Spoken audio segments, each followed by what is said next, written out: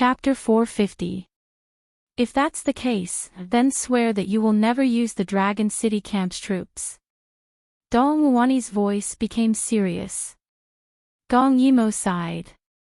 Originally, she had some thoughts about the Dragon City Camp, but now she had no other choice. Saving people was more important. I, Gong Yimo, swear to the heavens that I will never use the Dragon City Camp's troops. If I go against it, I will be destroyed by the heavens and earth. After swearing, she shrugged indifferently. How about this? Dong Wuani stared at her suspiciously, but she still relaxed a little. She talked about borrowing troops again. This time, she was not going to let go. She wanted to see how Gong Yimo would deal with the Dragon City Camp.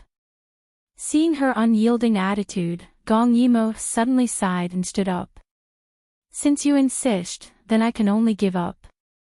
Seeing Gong Yimo give up so quickly, Dong Wuani, who had been vigilant, was at a loss. At first, Gong Yimo's attitude was so unyielding. She wanted to borrow troops and said that she had to do it. Why did she suddenly change? Dong Wuani could not figure it out. Gong Yimo had already said goodbye. According to the agreement, Dong Wuani gave her the antidote. Gong Yimo took it respectfully and really left. Dong Wuani was a little depressed. But thinking that Si Wuyan would not lend her troops, she felt a lot better. When Gong Yimo left, a man came out from behind Dong Wuani. He took over the maid's job and massaged Dong Wuani's forehead. Seeing Dong Wuani's confused expression, he knew that she did not understand. The very handsome man smiled and said, "Actually, it's not difficult. This Daiyu State's princess is just creating a diversion." "What do you mean?" Dong Wuani asked. The man smiled. "Your Majesty, think about it. You love me so much that you can't bear to kill me. Then I want two things from you. One is power and the other is wealth. Which will you give me?" Dong Wuani finally understood. She had been tricked. That girl kept saying that she wanted to borrow soldiers and even told the people around her in front of everyone that she wanted to borrow soldiers from both sides. Naturally, her thoughts were led astray and she thought that she really came to borrow soldiers. Unexpectedly, it was actually for Baiji's antidote. It made sense.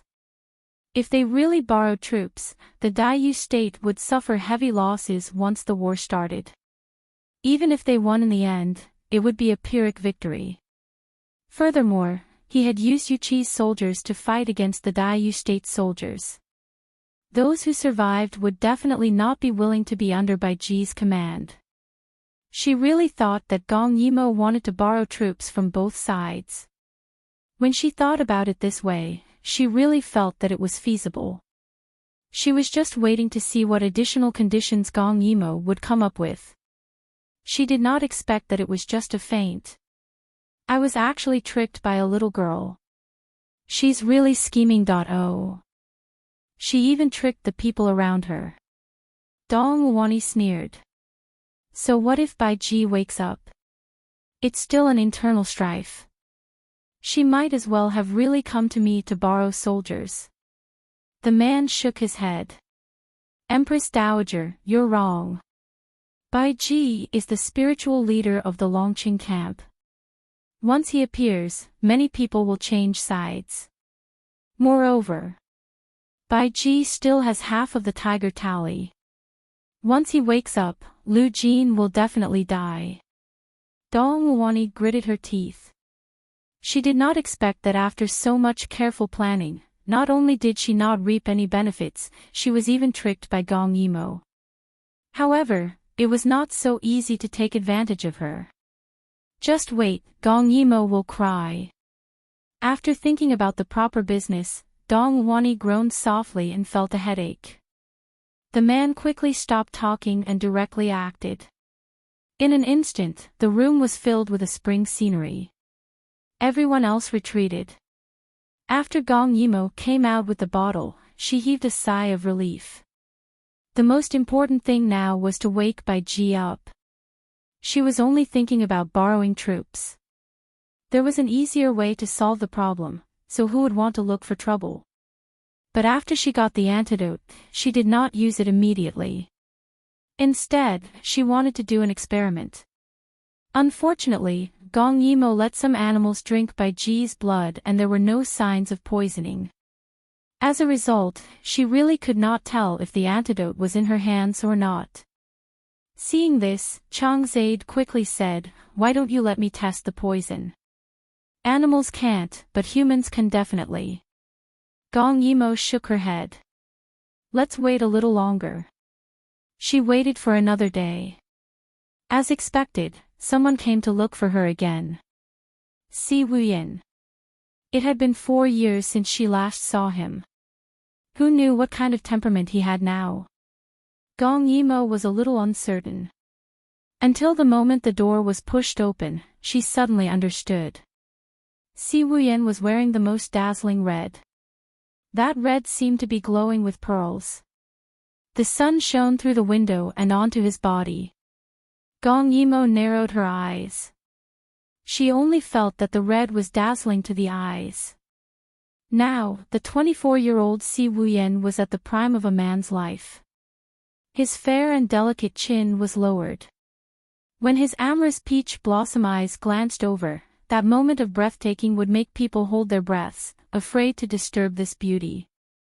Seeing that Gong Yimo was slightly stunned, his thin red lips that looked as if they were stained with blood curled up slightly. He said with ill intentions. "Do you like this face very much?"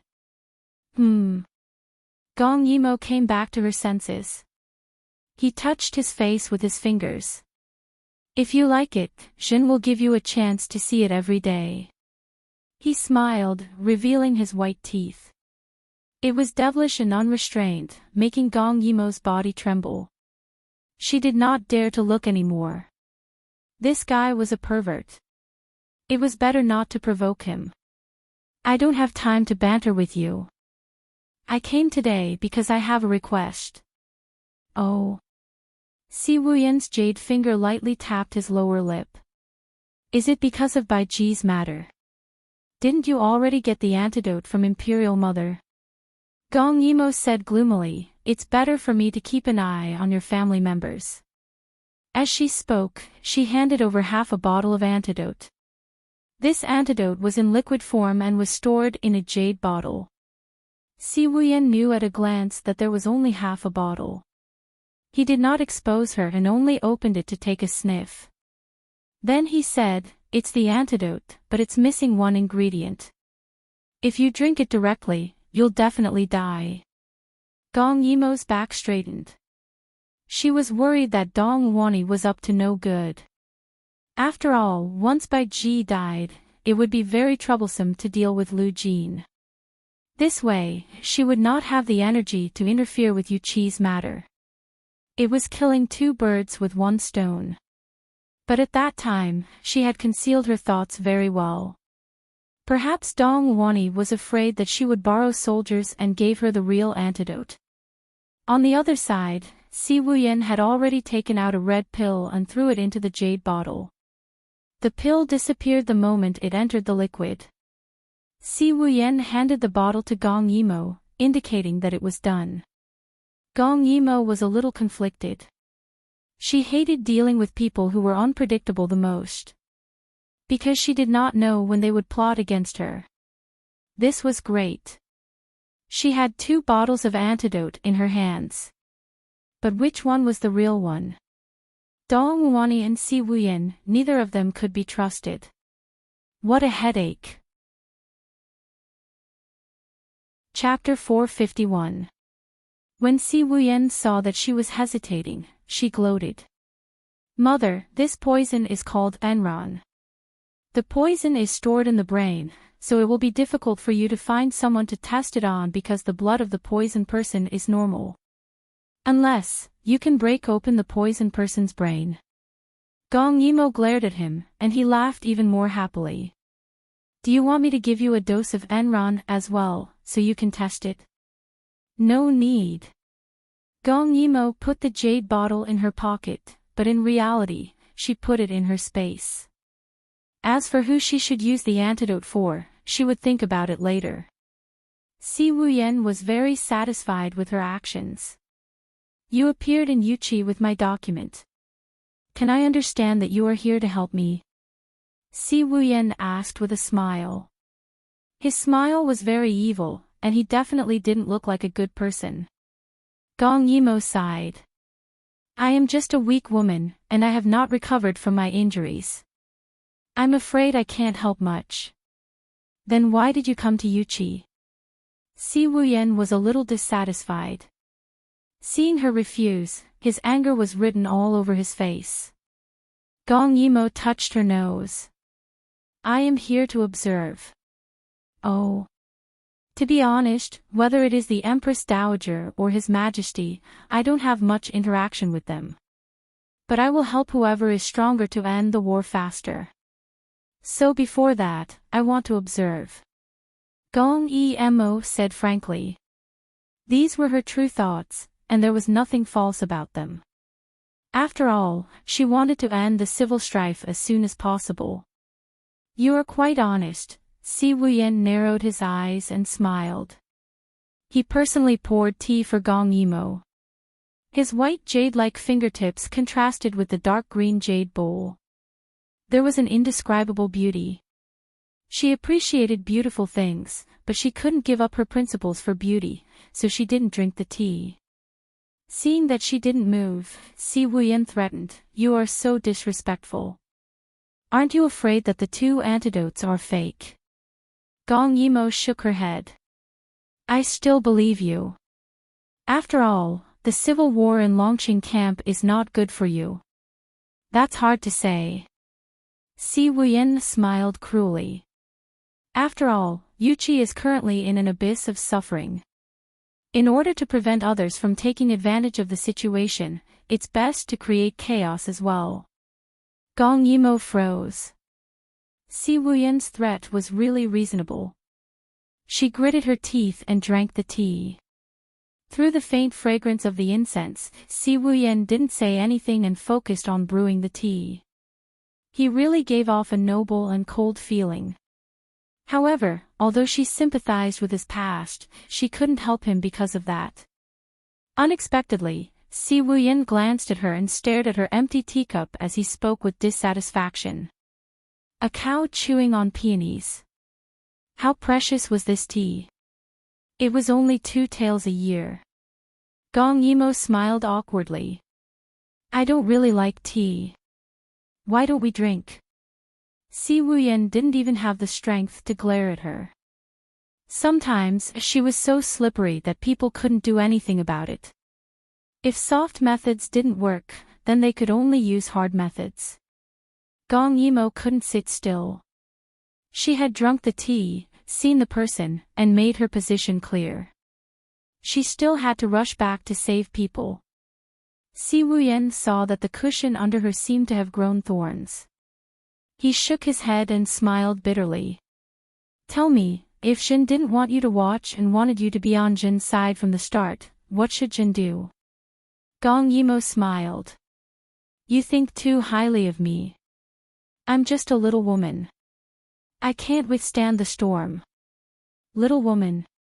Si Wuyen slowly savored this word. A little woman can force Yuheng Emperor to death and let Kim Yun ascend the throne.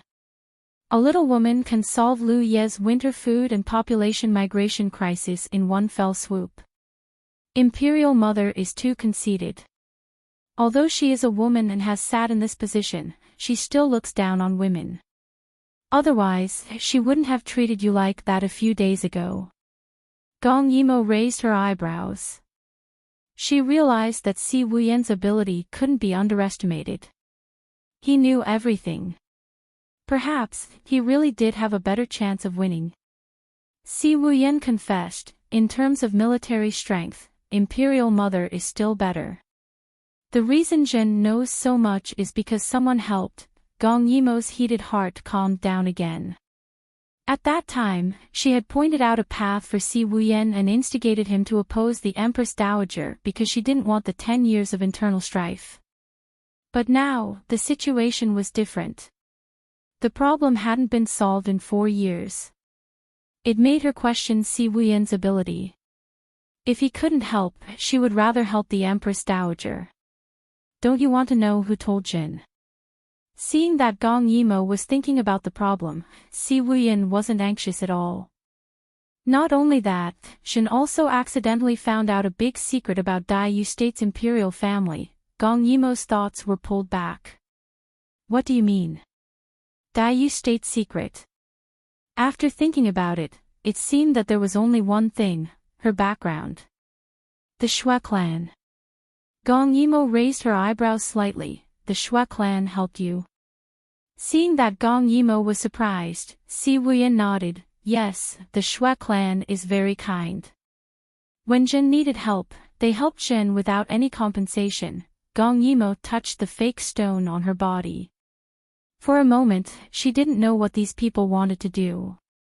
Si Wuyen said, Say, if Gong Dai was poisoned by Jin, would you be obedient?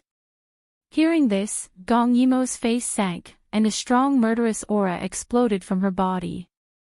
She no longer acted as if this matter had nothing to do with her. Instead, she really wanted to kill. Persuade you not to play with fire. Also, you're not Gong Dai's opponent. Thinking of this, Gong Yimou's murderous aura calmed down a little. Unexpectedly, Si Wuyen sneered again. Yes, Shen is not Gong Dai's opponent. But what if the Shui clan attacked?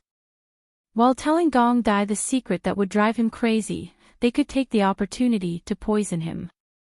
It doesn't seem that difficult. Bang! The entire red sandalwood tea table was overturned. Gong Yimou grabbed Si Wuyen's collar and pressed him against the wall. Her eyes were full of murderous aura. You want to use Gong Dai to control me? Gong Yimou narrowed her eyes. Then how about I kill you first? As soon as she moved, many people appeared in the room. Their auras were calm, and their blades were unsheathed. Let go of His Majesty. Those people surrounded Gong Yimou and shouted sternly, otherwise, don't even think about leaving alive. Gong Yimou looked around, but did not let go. Si Wuyen was threatened at close range by Gong Yimou, but his expression remained calm. His nose was sharp, and he immediately smelled the scent of blood on Gong Yimou's body. Just now, he was afraid that her wound had split open again. Back down. He was caught by Gong Yimou, but he told his people to back down. But those people hesitated, afraid that Gong Yimou would accidentally hurt the emperor. Back down. It was best not to let him say it a third time. Those people had no choice but to back down with their blades. Finally, they all put away their blades. This kind of tacit understanding and fighting strength should be one of Si Wuyen's trump cards, right? Chapter 452. Gong Yimou's fingers tightened. She really wanted to kill him, because she suddenly felt that the person in front of her was very dangerous. He should never, ever have had any ideas about Gong Dai. Why are you in such a rush? If you kill me, Gong Dai will die without a doubt. Si Wuyen chuckled, as if he did not care about her threat. Gong Yimou sneered, isn't there still Empress Dowager Yuqi? If I bring your head to see her, she will definitely be very happy to make me an antidote. Is it really an antidote?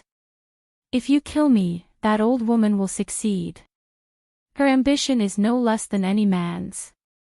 As long as she doesn't do anything and allows Gong Dai to die, the Dai Yu state will have one less threat. Will she help you? Si Wuyen was unperturbed. Gong Yimou narrowed her eyes. The hand holding his collar suddenly moved down, her palm facing his chest. Her 5 fingers dug in slightly, as if she wanted to dig out his heart. Her lips curled into a gentle cold smile. You're hurting my heart too much. If I hadn't given you directions back then, you would still be in Dong Wani's bed right now. You're turning your back on me like this. It's really disappointing. Gong Yimo's words finally caused Si Wuyen's expression to change. That was the thing he hated the most when others mentioned it, but now Gong Yimo had said it out loud. But Gong Yimo was like this. If she was angered, she would poke the other party where it hurt. Her revenge was very direct. The two of them looked at each other and saw a strong killing intent in each other's eyes. You'll only speed up Gong Dai's death. There's no use at all. Si Wuyen was angry. He wanted to use Gong Dai to threaten her and provoke her. Gong Yimo's fingers dug in even deeper. Si Wuyen gave a grunt, but he stubbornly refused to admit defeat. At worst, he would just die. Your Majesty. The people guarding on the side were all anxious. But the Emperor did not speak, so they did not dare to act rashly. Why would the Snow Clan listen to you? This was what Gong Yimo couldn't figure out the most. It was also what she was most worried about. If the Snow Clan really told Gong Dai the secret of her identity, then Gong Dai would be caught off guard and the Snow Clan might really succeed.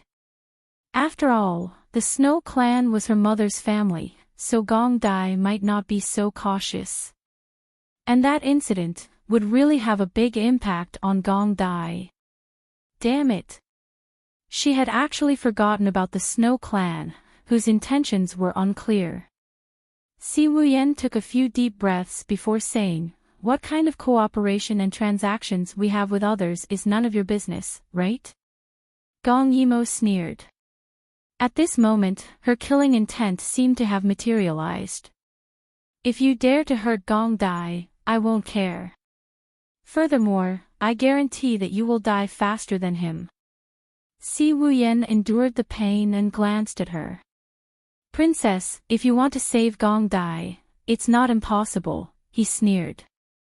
As long as you help me, the antidote will be sent to Gong Dai regularly. Isn't that great? Gong Yimo shook her head. I believe that Gong Dai won't fall for your tricks so easily, but you're hard to guard against. It's better to just kill you. Not fall for it. Si Wuyen laughed. What if I tell him that you're poisoned? After all, in Gong Dai's eyes, you're so unguarded. In the past, he even dared to cut his own flesh and bleed so that you wouldn't be in danger, let alone taking poison. If you're so sure, then you wouldn't be afraid to kill me now. Seems like you're not afraid of death. Gong Yimo's tone was cold. Kill him. It's not like she had never killed an emperor before. Feeling Gong Yimo's strength, she really wanted to make her move. Si Wuyen took a deep breath. He could feel that his chest was bleeding. He never thought that Gong Yimo actually dared to.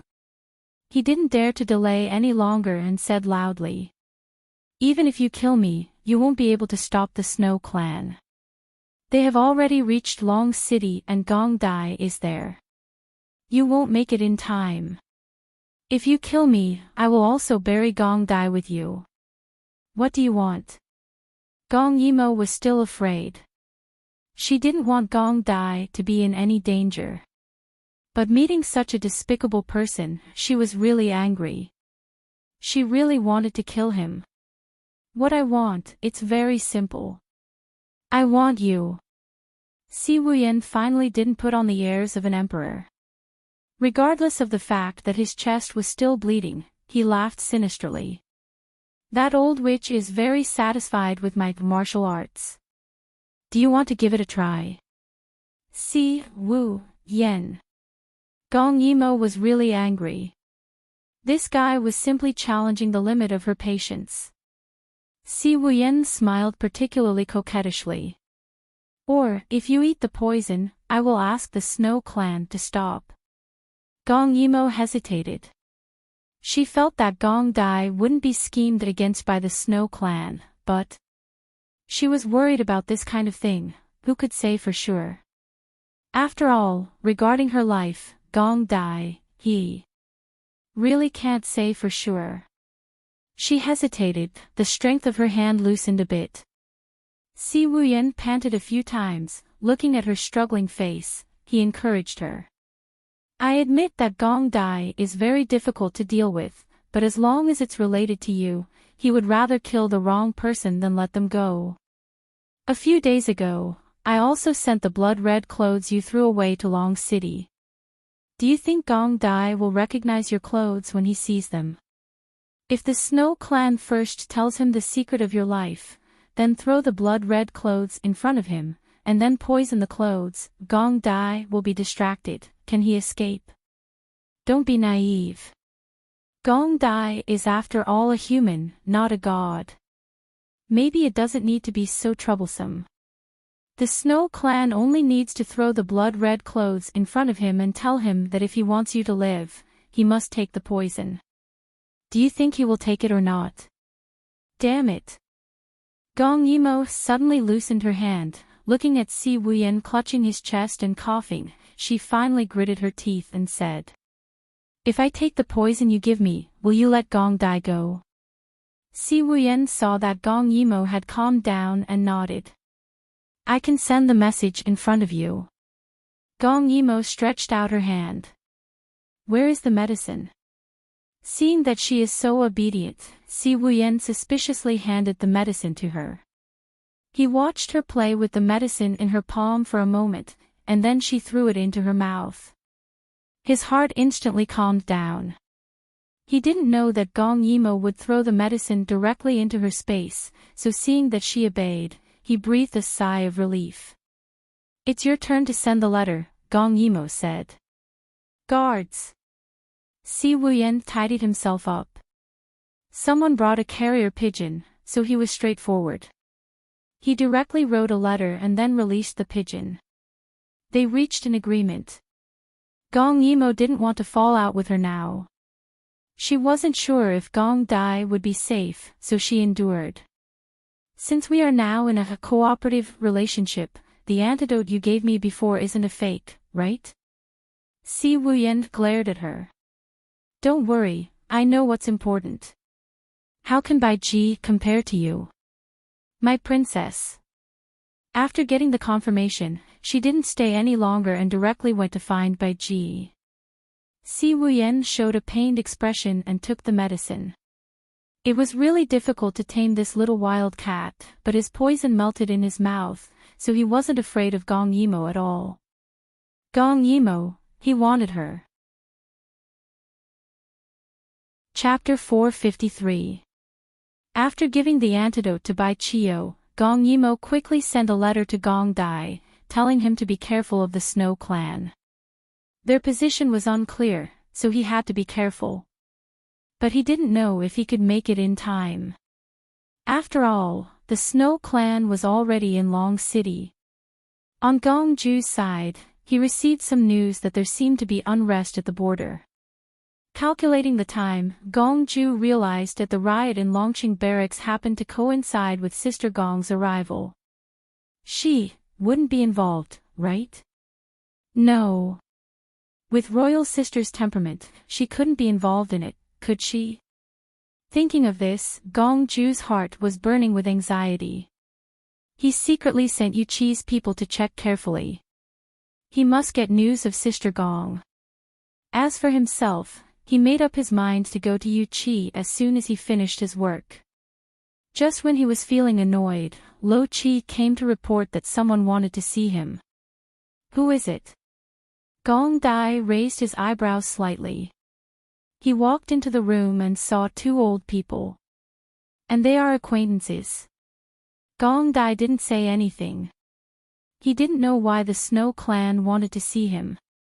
Xue Qi, the old lady, claimed that she was Royal Sister's grandmother. That was why Gong Dai treated her so gently. I wonder why the two of you came from so far away. Shouldn't they be in Luyi?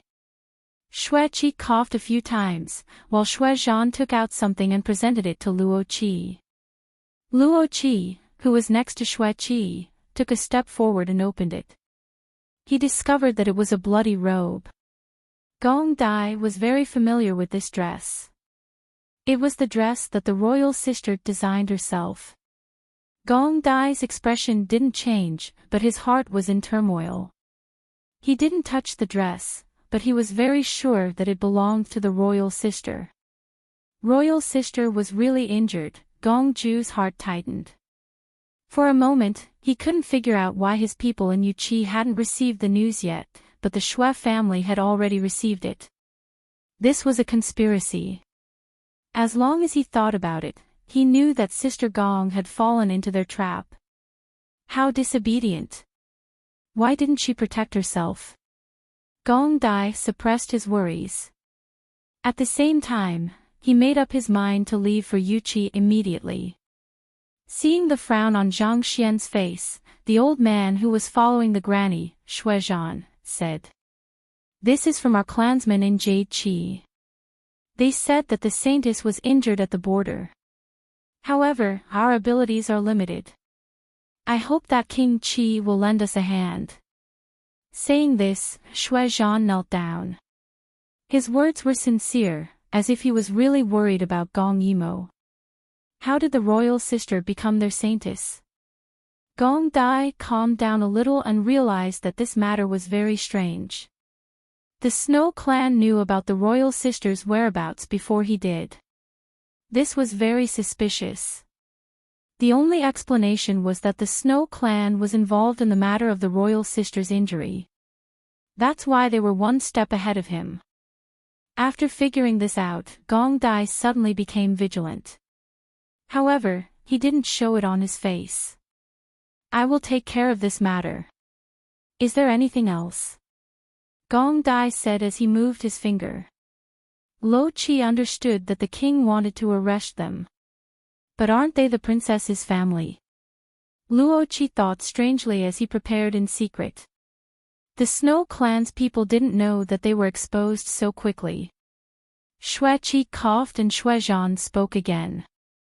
"I heard that, you like our saintess." When Shuizhan said this, he seemed to be in a difficult position. Gong Dai narrowed his eyes and stared at him dangerously.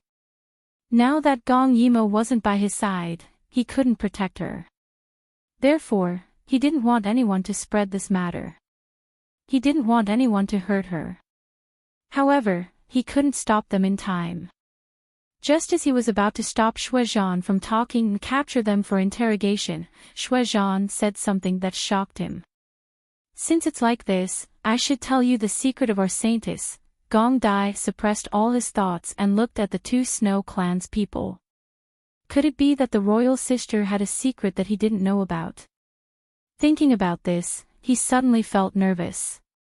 It seemed that what Shuizhan was about to say was very important to him. Maybe Shuizhan was lying, but this matter was related to Gong Yimo. Gong Dai suppressed his anxiety and said in a low voice, "Oh. Royal sister's secret. Isn't she the princess of our Daiyu state? Apart from that, what other secret does she have?" Shuizhan looked around. "Please ask your attendants to leave."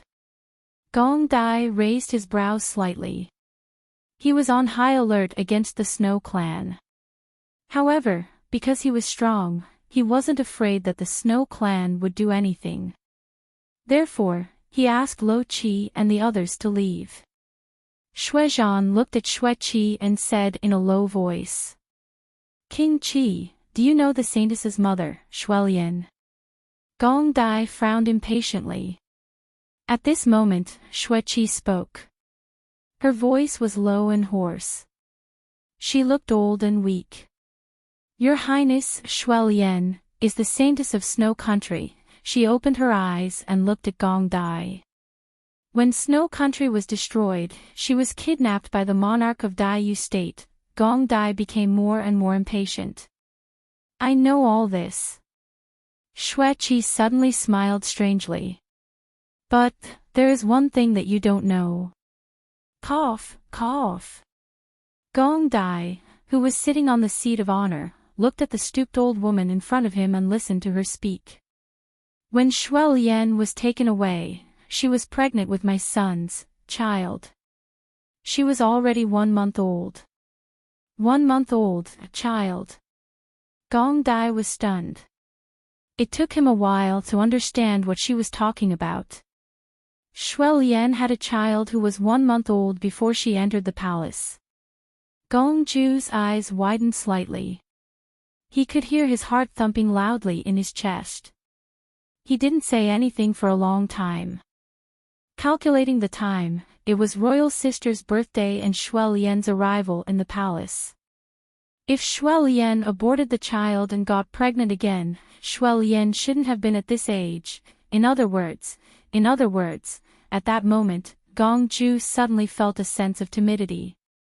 His palms were wet, and he didn't dare to think about it. He was afraid that he couldn't control himself. Where's the proof? Gong Dai's gaze stunned Shui Qi, who had been through a lot. Words aren't proof. Where's the proof? Shui Qi tried to calm her heartbeat. Since the pressure coming from Gong Dai's body was too terrifying, she only found her voice after a long while. She trembled as she handed over a piece of jade to him.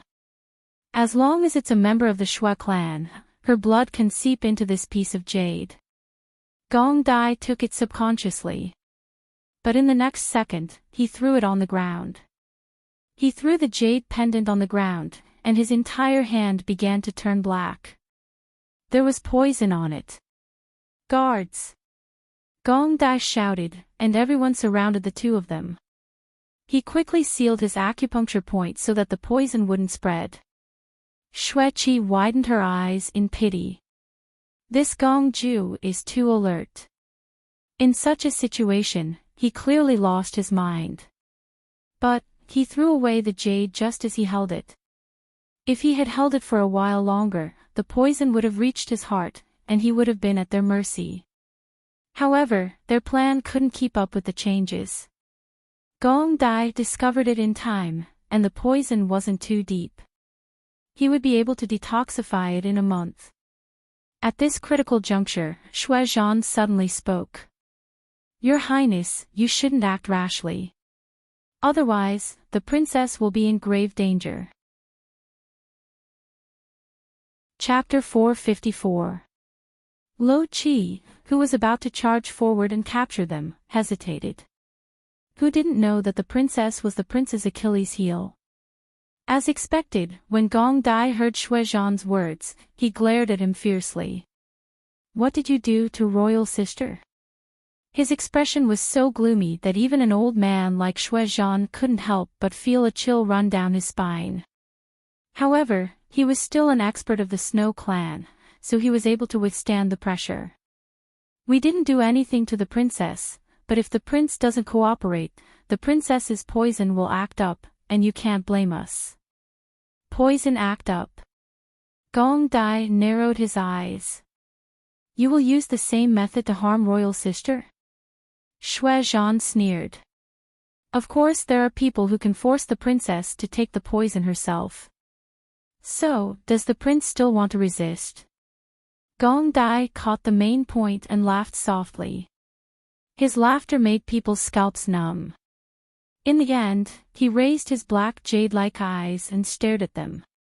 His expression didn't change at all. Suppress them. Gong Dai. At this moment, the old woman, Shui Qi, suddenly shouted. Don't tell me that you don't care about Gong Yimo's life or death. That's more like it. They obviously didn't have any relationship with her, but they kept calling her Saintess and Princess. Since the Snow clan dared to do this, it meant that they didn't have any respect for the royal sister. It was normal for them to call her by her name. Gong Dai stood up. He was still holding his hand, and his lips were a little bruised. He looked at Shui Qi without any pity for the elderly or the weak. I just want to ask you one thing. Is what you said just now true? He was referring to the fact that the royal sister wasn't of the Dai Yu state's bloodline. Shui Qi smiled strangely. Does it matter whether it's true or not? Does it matter? Gong Dai sneered, but his heart was boiling with anger. It didn't matter, because no matter what, he was determined to marry Gong Yimo. However, this matter was very important to him. It was so important that he didn't dare to be careless. Drag them away. Gong Dai leisurely made a cut on his hand and let the poisonous blood flow out. His entire person seemed to be enshrouded in fog, and his expression was unfathomable. You don't want to talk, but you don't know that I have ways to make you talk. He muttered to himself in a low voice as the corners of his lips curled up slightly. The flickering cold light in his eyes was frightening. Don't forget, Gong Dai was born in Zhao prison. After the two of them were taken away, Lo Qi hurried forward and asked worriedly. Your Highness. Are you all right? I'm fine. Gong Dai used his qi to force the poisonous blood out of his hand. Soon, his hand returned to its normal color, but he felt a little dizzy. Obviously, the poison was overbearing and could not be completely forced out. What happened? Gong Dai felt dizzy as he sat back down on the chair and said in a deep voice, Summon Lu Ranxin. Lu Ranxin. That was a godly doctor, and he had a strange temperament. His Highness had done him a favor, and he had promised His Highness to help him 3 times, but now His Highness wanted to use him. Lo Qi realized that the situation was serious and hurriedly went to summon him. Gong Dai closed his eyes and couldn't help but think of the royal sister. The royal sister had the space, and if she had willingly taken the poison, then she definitely wasn't poisoned. That's why he wasn't threatened by these people. But he was still worried about her, very worried about her. He really wanted to immediately appear by her side. He wanted to see her safely in his arms, then, his eyes couldn't help but be glued to the jade pendant on the ground. Was it possible? The royal sister was from the Shui clan, the child of the Shui imperial concubine and the king of the Shui clan. He clearly shouldn't think about it, but he couldn't control himself. As soon as he thought of that possibility, as soon as he thought that the royal sister had nothing to do with him, he felt like his blood was flowing in reverse, and he couldn't control himself. He really wanted to go to the royal sister's side, he really wanted to. After Lu Ranxin arrived, he saw Gong Dai's complexion and helped him to the bed. At this time, Gong Dai was still conscious, but his body was getting weaker and weaker, as if his body had fallen asleep. Dr. Lu, how is our prince? Lo Qi's face was stiff and solemn. Lu Ranxin frowned and finally said, Fortunately, the prince was alert and didn't get poisoned too deeply. He also drained his blood in time to remove the poison, so this poison won't harm the prince's life, but what? Lo Qi asked anxiously. But there is still some residual poison in the prince's body. The medicine this old man prescribed can remove the poison, but it will take some time. During this time, the prince's martial arts will be temporarily disabled, and he will be weak all over. But after a month, the poison will be removed. More than a month. Lo Qi was a little confused. Now that the princess was in trouble, how could the prince wait until a month later to go to Yuqi? So he asked, what if the princess is forced to move? Lu Ranxin glared at him, although it's residual poison, you can't be careless. This old man also needs to observe at all times and administer acupuncture every day. It's best not to overwork yourself, in case the poison attacks the heart, which will be a little troublesome. As he spoke, he administered the acupuncture and prescribed the medicine. He told Gong Dai not to move too much and to rest well. Then he took the medicine box and left, saying that he would come back another day. Lo Qi saw that Gong Dai's eyes were closed and thought that he was resting. He didn't dare to disturb him, so he took the people outside. But was Gong Dai really resting? No, his whole heart was burning. Boiling. He couldn't stop himself from thinking about what the Shui people had said just now. He was 80% sure that the Shui people weren't lying. They hated the Daiyu state to the bone, but the royal sister was wholeheartedly loyal to the Daiyu state. If the royal sister was really the princess of the Daiyu state, the Shui people wouldn't have so much resentment towards her. It was very likely that the royal sister knew about her background, but refused to cooperate with them. She was still loyal to the Dayu state, so they flew into a rage out of humiliation, resulting in today's incident. The royal sister wasn't his royal sister, so there was no barrier between him and Momo. It was clearly the news he had dreamed of, but when it really happened, he was afraid.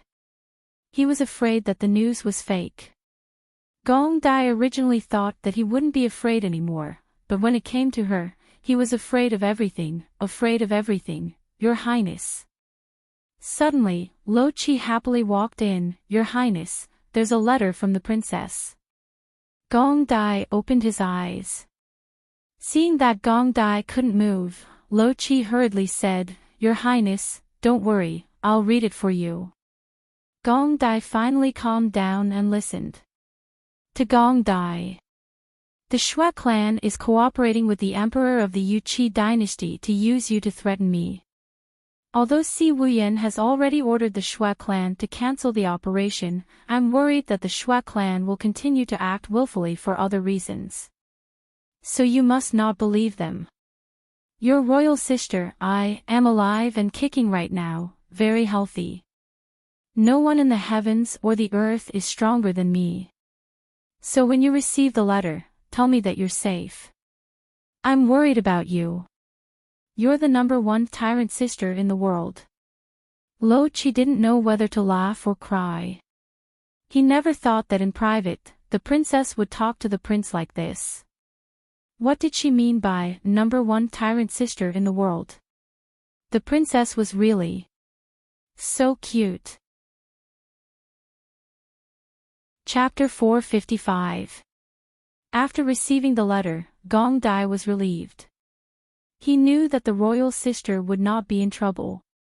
He did not expect that he would be the one who fell into the trap. Gong Dai smiled bitterly. However, the royal sister said that no matter what the Snow clan said, he must not believe it.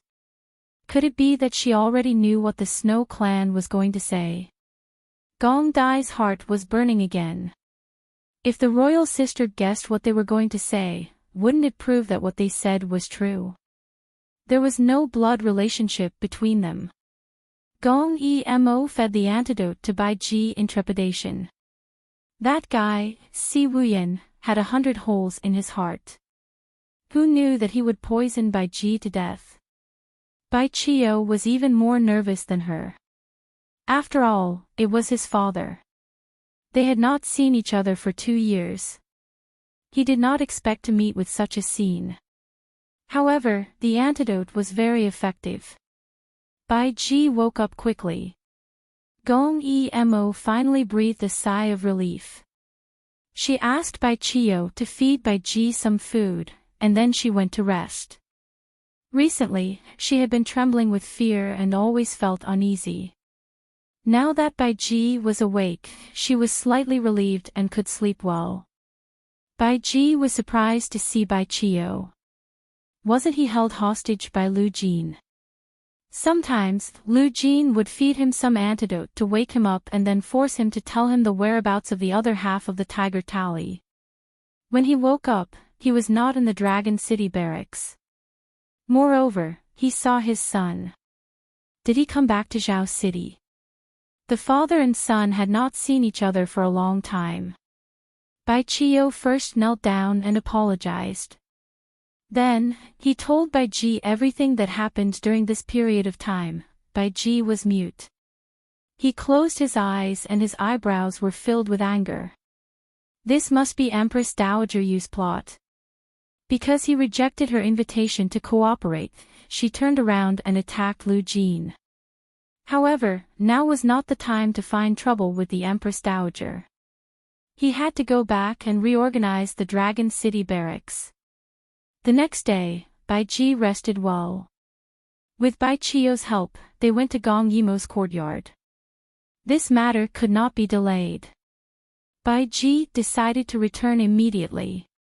Gong Yimo was not worried about him, because the Dragon City camp had been peaceful for many years, and the people inside were all supported by Bai Ji.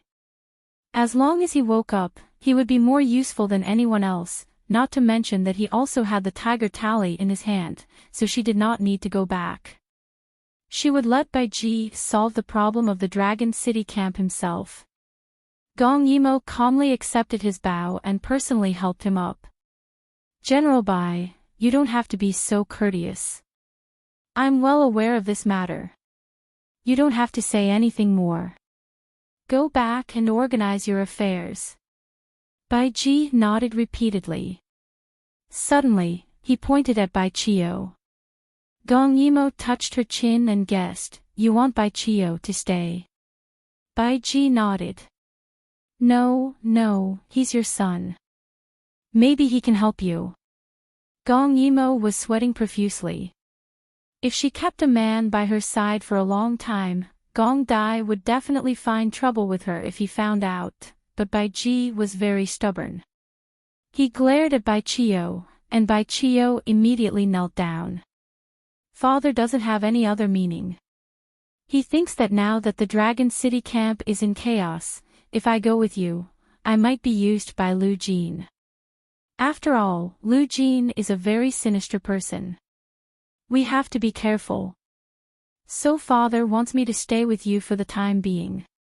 So it's like this. Gong Yimou let out a sigh of relief. She was afraid that Bai Ji would not be able to repay her for saving his life, so he asked his son to marry her.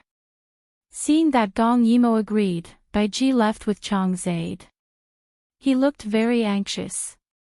Obviously, he was very worried about the situation of the Dragon City camp. Gong Yimou sighed. This person was still the same as before, but he was a trustworthy person.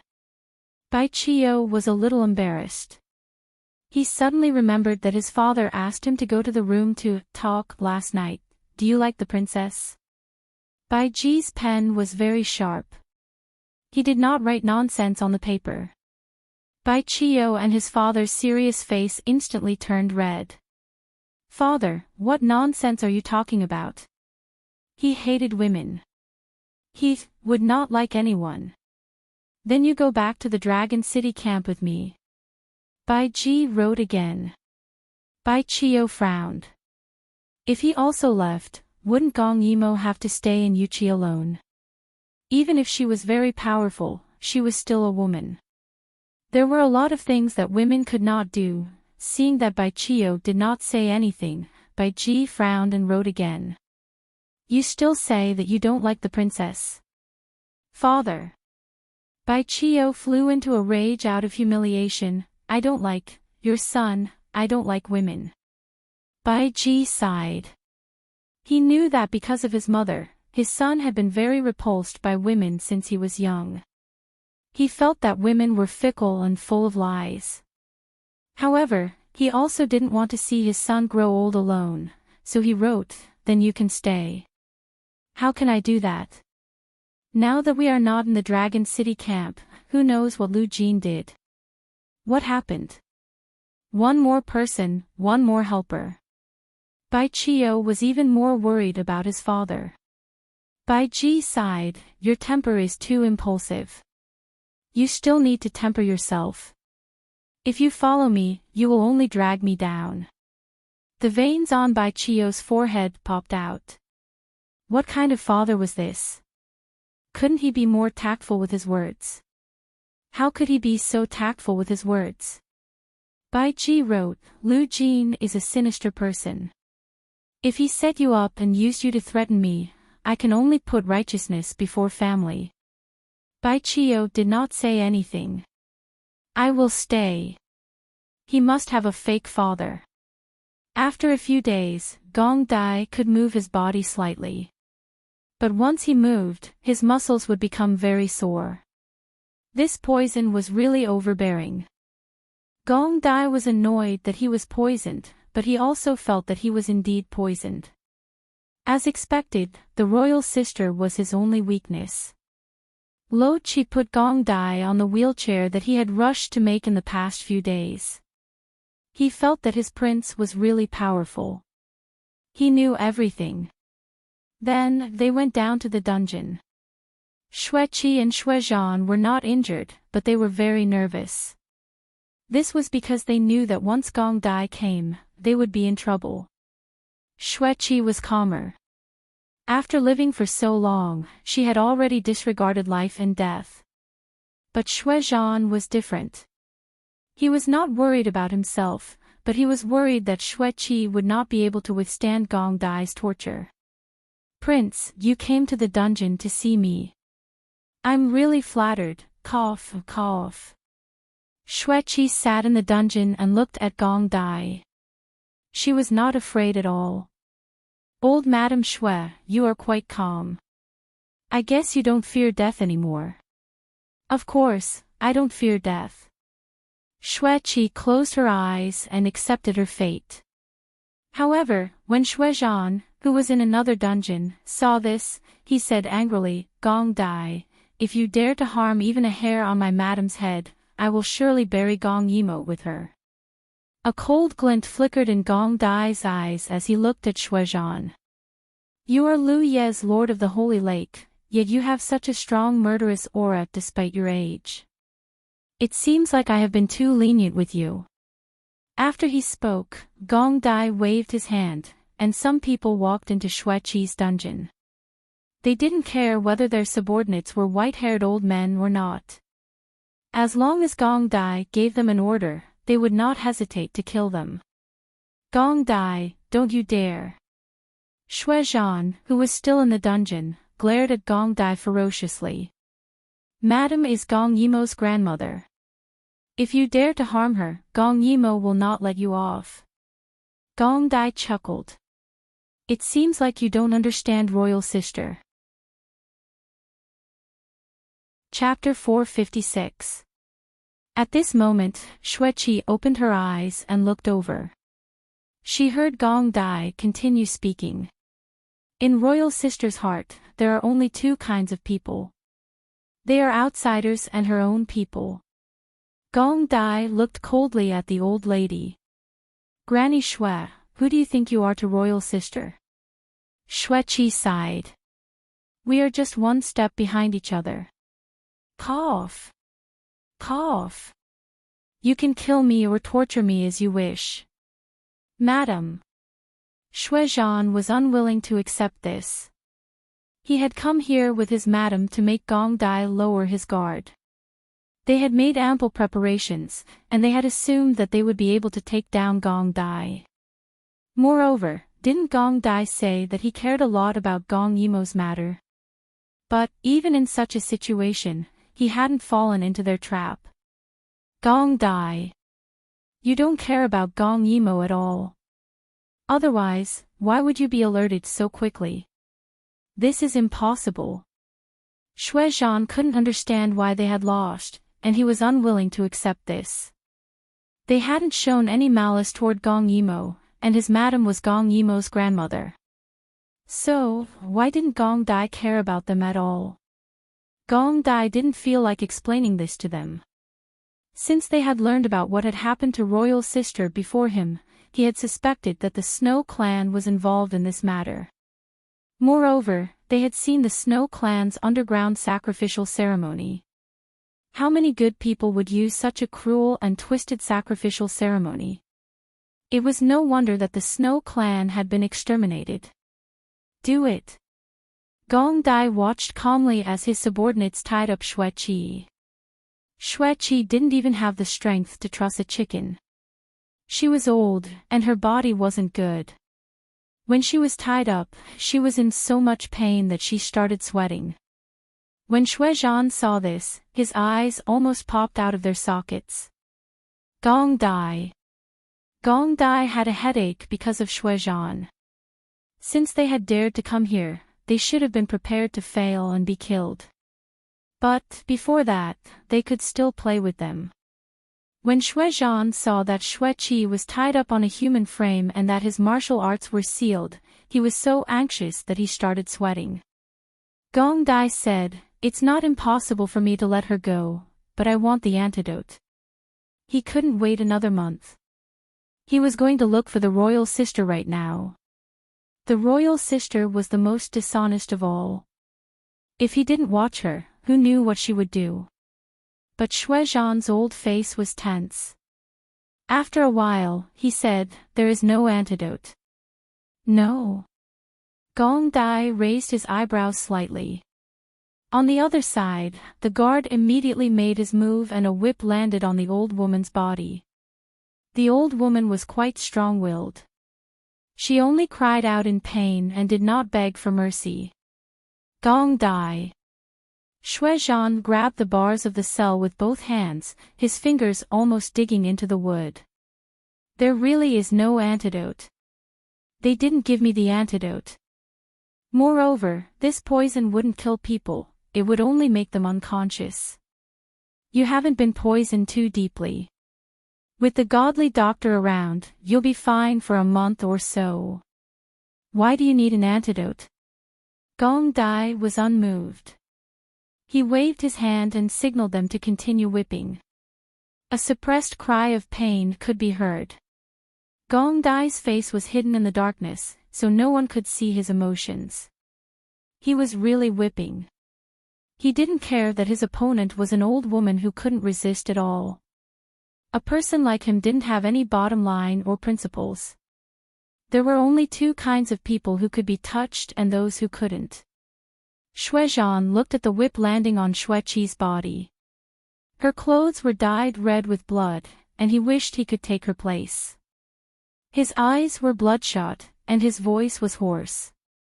"There really isn't any antidote. Gong Dai. I really don't have the antidote." Shui Zhan's voice was close to begging. Gong Dai ordered the guards to whip Shui Zhan a few more times. When he saw that Shui Zhan was in so much pain that his whole body was trembling, he finally believed him and ordered the guards to stop. "So, there really isn't any antidote." Gong Dai sighed. He felt that it was a pity. Shui Zhan wished he could bite him to death. Gong Dai did this just to test whether he was telling the truth or not. Did he have any humanity left in him? Madam was already so old. Didn't he know what it meant to be soft-hearted? Shui Qi's head was lowered, and it seemed like she had fainted. Gong Dai wasn't worried at all. "So, let's change the question." Shui Zhan looked at him cautiously. "Why did you poison her? Why did you want to harm the royal sister?" The royal sister was Shui Qi's child. Wasn't Shui Qi a member of the Snow clan? Why did he hate her so much? Shui Zhan gritted his teeth. He couldn't answer this question. "You can't answer." Gong Dai raised his finger. The guards in the prison also raised their whips. If he didn't answer, Madam would surely die. Shui Zhan closed his eyes. "This matter has nothing to do with the Snow clan. It was me and Madam who wanted to do this." "Oh." Gong Dai believed him a little. After all, if everyone had agreed, they wouldn't have had to take such a risk. Even if this plan had a high possibility of success. Gong Dai looked at his hand and smiled bitterly. The reason? What could they gain by doing this? "It's all Gong Yimo's fault," Shui Zhan said angrily. She was a child of the Snow clan, but she recognized a thief as her father. She even made the Daiyu state prosper step by step. All of this was built on the bones of the Snow clan's people. Since the Snow clan allowed her to be born, the Snow clan should kill her for betraying the country. Gong Dai finally understood that the two of them were hostile to the royal sister. That so-called holy stone wasn't a good thing. Luckily, the royal sister didn't fall for it. As for whether the other members of the Snow clan were good or bad, he would see in the future. Moreover, this person kept saying that the royal sister was a child of the Snow clan. Gong Dai suppressed the restlessness in his heart and said coldly, "You want to kill the royal sister because of this?" Gong Dai sneered. "Do I look like I'm easy to fool?" Shui Zhan's heart shivered. However, this was the only thing he could say. Even if he had to die, he couldn't say anything. Believe it or not, Gong Yimo is wary of the Snow clan. That's why we asked you to threaten her. Unfortunately, we were wrong. This is the truth. Gong Dai didn't believe it and ordered them to continue beating her. At this time, Xueqi had already fainted. However, the whip marks on her body were real injuries. Gong Dai. Xuezhan gritted his teeth. I didn't lie to you. I really didn't lie to you. Stop it. Gong Dai sat there with his eyes closed. If he didn't tell them to stop, how could they stop? Anyway, even if they were beaten to death, they deserved to die for daring to attack him. Gong Dai. Xuezhan couldn't hold it in anymore. You asked me because you wanted to know if Gong Yimo was a descendant of the Daiyu state. I really have a way to prove it. Stop it. Gong Ju opened his eyes and stared at him with an imperceptible brilliance. Oh. Let's hear it. Xuezhan gritted his teeth. If you want me to say it, I can. However, I said that you can't kill us. Gong Dai smiled. That depends on whether I'm satisfied with what you say. The muscles on Xuezhan's face were twitching. No matter how unwilling he was, he could only tear his clothes apart and take out something from the interlayer. Gong Yi squinted and looked at it. It looked like a small piece of parchment. This is the Snow Clan's treasure map. His hands were trembling. However, he thought that losing the map was better than losing his wife. Therefore, he took out the map and bit his finger in front of Gong Dai. Then, he dripped his blood on the map. Chapter 457. A strange thing happened. The map could absorb blood. When the blood seeped into the map, the lines on the map appeared. Only the blood of the Snow Clan can reveal the map's true form. Only the Snow Clan can open the Snow Clan's treasure. This map can prove Gong Yimo's bloodline. Pure Snow Clan blood can seep into the map, but other people's blood cannot. When the blood dries up, the map will disappear. You can try. Lo Qi, who was standing beside Gong Dai, quickly walked over and took the map. He bit his finger and dripped his blood on it. As expected, the blood could not seep into the map. But when Lo Qi smeared the blood of the unconscious old Madame Xue on the map, it was instantly absorbed. More lines appeared on the map. It really was a map. Can you let Madame go now? The Snow Clan suppressed their anger and asked. Gong Dai nodded. I said I won't kill you, so I won't go back on my word. But, since you are so useful, I will need you when I go to the Snow Clan's treasure. So, you can stay as guests. Xuezhan was speechless. He already knew that Gong Dai would not let them go so easily. But as long as he did not torture them, Madame Xuezhan really could not stand Gong Dai's Shao prison. Gong Dai received a satisfactory answer and left the prison. Only the Snow Clan could do it. When Gong Dai came out, the first thing he did was to have Lo Qi secretly capture a few Snow Clan members. Daiyu State still had many Snow Clan members who were willing to submit. In the end, they became citizens of Daiyu State. Those who were older were the so-called pure Snow Clan blood. Lo Qi obeyed and left. Gong Dai did not stay idle. In this period of time, his body could not move much, but his brain was still working quickly. He looked at the map and drew out the most suitable routes for each region. He did not forget that he was here to fix the roads. As for the royal sister, Gong Dai finally sighed, but the corners of his mouth were slightly raised, with a trace of a smile and helplessness.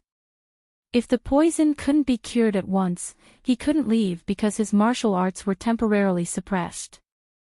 His muscles were sore and he had no strength. However, he had a lot of enemies, so he really couldn't find the royal sister now. He really wanted to be with the royal sister, but he had to be healthy. Otherwise, the royal sister would have to protect him. Wouldn't he be a burden to her? Gong Dai was reluctant. Therefore, he wrote a letter to Gong Yimo, saying that he was fine and that she should not worry. Before sending the letter, Gong Dai caressed the letter, his heart filled with love. He was such a cold person, it was really difficult for him to show such a gentle side. If Royal Sister really wasn't his biological sister and they had nothing to do with each other, then, they could have two adorable children. They could have a daughter who looked like Royal Sister and a son who could protect their daughter forever. That would be very blissful. A family of 4, his and Mo's home. Gong Yimo suddenly felt a chill and rubbed her arms. Ignoring the matters of the Dragon City barracks, she brought by Chiyo and followed Si Wuyen to the capital of Jade Palace, Jade City. It was worth mentioning that Si Wuyen and the Empress Dowager were fighting fiercely in private. However, on the surface, they still lived together in the same Jade Palace. Upon entering the city, Gong Yimo felt oppressed. Although the Jade Palace was bustling as usual, the hidden turbulence made people feel as if they were treading on thin ice. Si Wuyen's carriage was very big and luxurious. Gong Yimo sat in his carriage and looked out, trying her best to ignore the lunatic beside her. He actually refused to let Gong Yimo and Bai Chiyo ride together. He was really sick. Gong Yimo looked out of the window, but she could feel Si Wuyen's gaze sweeping across her body like a ray. It was as if he was evaluating her value, but also as if he was hesitating about something. At this moment, there was a commotion on the street. It turned out that someone was dragging a woman into the carriage. The woman did not comply and let out a terrified cry. Si Wuyen frowned. Who was so daring? His subordinates clearly understood him and quickly went to check. They quickly returned. Your Majesty, it's the Marquis of Changjun. He seems to be drunk. A woman accidentally bumped into him and he took a fancy to her. He wants to forcefully drag her into his residence. The voice of the person who reported became softer and softer. Because of this, it was obvious that the other party did not put Si Wuyen in his eyes. It was no wonder. The Marquis of Changjun was the nephew of the Empress Dowager. Usually, the Empress Dowager doted on him. Therefore, he was not of the same bloodline as the Emperor. Naturally, he did not put the Emperor in his eyes. Go and save her. Seeing Si Wuyen's cold expression, Gong Yimo raised her eyebrows. She did not expect this guy to have a righteous side. However, his confidant Gu Se did not agree. Your Majesty, it's best not to interfere with the Marquis of Changjun's matters. This person is powerful and has some ability. Maybe we can win him over and he will be of help. After all, at this time, they should fight for any power and not offend them. Si Wuyen did not speak. Gu Se sighed in his heart. If only the general was here. He would definitely persuade the emperor to turn a blind eye. Perhaps he would even send a few more women to the Marquis of Changjun to win him over. At this time, a man's laughter came from the other side. It turned out that the Marquis of Changjun was deliberately teasing the woman. He did not allow anyone to interfere and only let the guards surround the woman to prevent her from running away. Then, he personally went to catch her. The woman was so scared that she cried and screamed, but no one dared to save her. Si Wuyen's face became uglier when he heard the lewd laughter. In the end, he smiled gently. Can't offend him. Si Wuyen thought about this word carefully. Go and tell the Marquis of Changjun that I have taken a fancy to this woman. Your Majesty. Gu Se looked conflicted.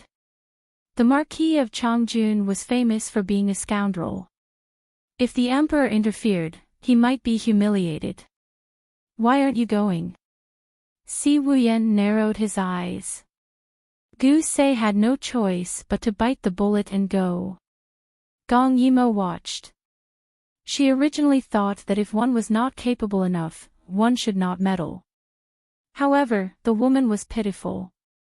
If Si Wuyan really wanted to save her, then so be it. After all, she would not be the one to bear the consequences. As expected, the Marquis of Changjun heard this and asked loudly. What? Your Majesty. He tried his best to look behind him with his small eyes. Sure enough, he saw Si Wuyan's carriage. His eyes lit up, and he swallowed his saliva. Your Majesty also likes this girl. At this time, he had already caught the woman. His fat hand turned the woman's face to look from left to right. No matter how he looked, she was only pretty. The woman was so scared that she trembled. She was so ashamed that she wanted to die. It seemed that the little emperor could not stand to see this and came to find trouble. The Marquis of Changjun rolled his eyes. When he thought of Si Wuyan's face, he smiled maliciously. Originally, His Majesty's decree. As a subject, I must obey. However, I did not even see His Majesty's shadow. Who knows if you are fooling me? Fake the decree. Chapter 458. Gu Sei knew that this person was difficult to deal with, so he said impatiently. Do you think you can see His Majesty just because you want to? The Marquis of Changjun was not angry when he heard this. He kissed the face of the weeping woman in his arms and said with narrowed eyes. Then I have no choice. Do you think I will listen to a small soldier like you? Many people could not stand it anymore. How could this person be so shameless? However, they could not afford to offend him because of his high status. They could only sneak a glance and then avoid him. Suddenly, there was a cry of surprise from the crowd.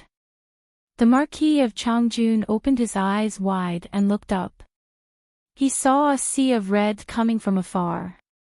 Even the sun lost its color. He immediately threw away the woman in his arms and rushed forward a few steps. When he saw Si Wuyan, he first looked at his face greedily and then bowed. However, his eyes never left Si Wuyan's face when he bowed. His high and mighty appearance was really impulsive. He really wanted to see him fall into the dust, his red clothes stained with blood, and his humble appearance begging for mercy.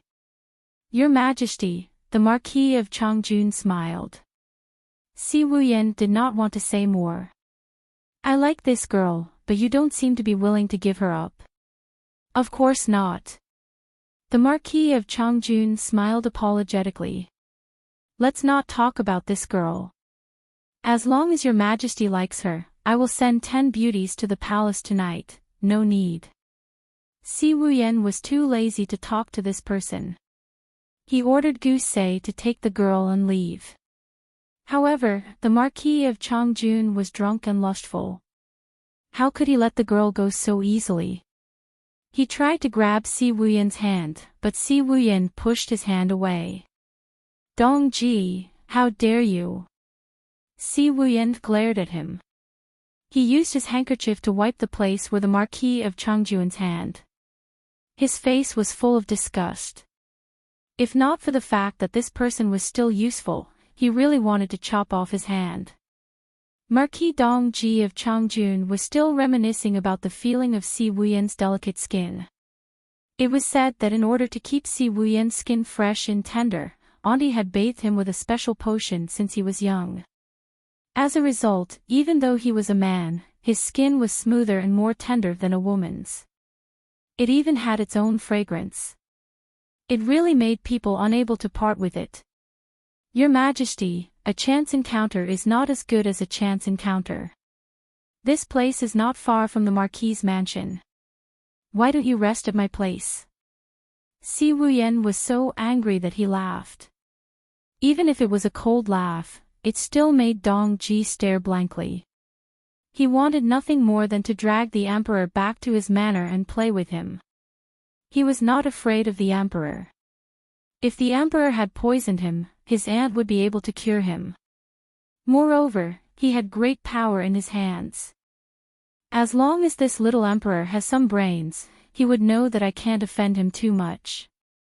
However, if the little emperor is willing to offer himself, it's not impossible to make him change sides. Ha ha ha ha. Very good, you're not afraid of death. In that moment, Si Wuyan didn't care if it was useful or not. He wanted this stupid pig to die. He wanted him to die right now. Dongji thought it through and became even more courageous, dying under a peony flower. Being a ghost is also romantic. Si Wuyan took a deep breath. The poison arrow in his hand was ready to be shot again. This was a poison that sealed the throat the moment it touched blood. No matter how powerful Mother Empress was, she couldn't bring the dead back to life. Right now, he didn't think about the consequences.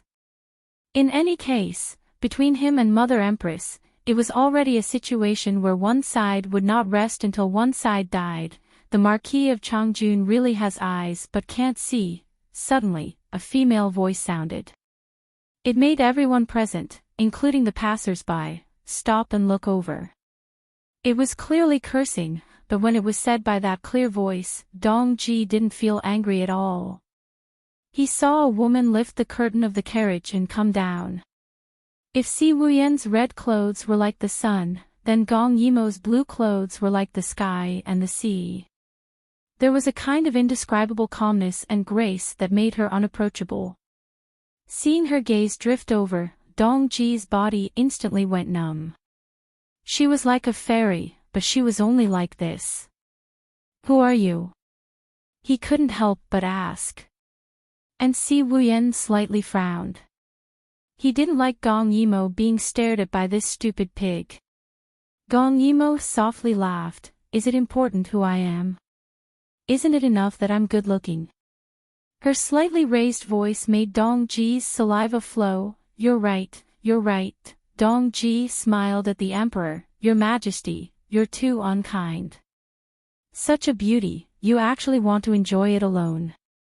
He walked towards Gong Yimo step by step, saying, Your Majesty, this subject will definitely offer over 100 beauties later. As for this one, she'll belong to me. He pounced towards Gong Yimo, but Gong Yimo turned around and dodged. Her voice carried a smile. The Marquis of Changjun should think clearly.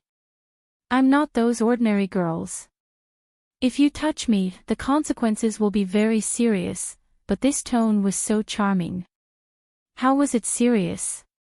Dongji only felt that his eyes weren't enough. How could there be such a beautiful woman? If it's serious, then it's serious. This Marquis just wants you. As he spoke, he pounced again.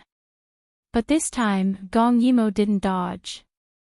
Instead, she waved her hand back. A fragrant wind blew over. It was supposed to be a beautiful scene, but a miserable scream rang out. When everyone came back to their senses, Dongji was already rolling on the ground in pain. The scary thing was that his left hand had been cut off from the wrist. And the severed hand fell to the side and was still twitching. This time, the guards who were originally prepared to watch a good show all drew their swords and quickly surrounded Gong Yimo. Someone dragged Dongji away. He still hadn't fainted and kept shouting. Ah! Witch, kill her. Quickly kill her. Gong Yimo's dagger was stained with blood. Her sleeves were also stained with blood. It was like plum blossoms blooming, too beautiful to behold. She slowly wiped off the blood on her dagger and innocently said, he was the one who said that under the peony flower, he was willing to die. Moreover, is this consort someone that he's qualified to touch? At this time, Si Wuyan had already seen a good show. He was very satisfied. It was better for Gong Yimo to make a move than him, so he laughed. How dare you? She is Dai Yu State's Gu State's eldest princess. She is Zhen's honored guest. Why aren't you retreating? But, she injured the Marquis. Someone shouted unwillingly. Gong Yimo walked forward step by step towards Dongji. The guards who were supposed to stop her retreated step by step for some reason. She seemed to have an invisible force. When she took a step forward, it made people retreat in fear. So much so that she walked unimpeded in front of Dongji, scaring him so much that his face turned pale. "Ah, what are you still standing there for? Quickly take her down." He was in so much pain that he was sweating profusely. When the guards heard this, they stepped forward again. However, Gong Yimo used her hidden sword and pushed them back. In the next second, the tip of her sword was pointed at Dongji's nose. The sword trembled slightly. Dongji was originally howling in pain, but at this moment, he endured the pain and didn't dare to move. "Don't hurt the Marquis." Someone shouted, but no one dared to take a step closer. Indeed, like master, like servant.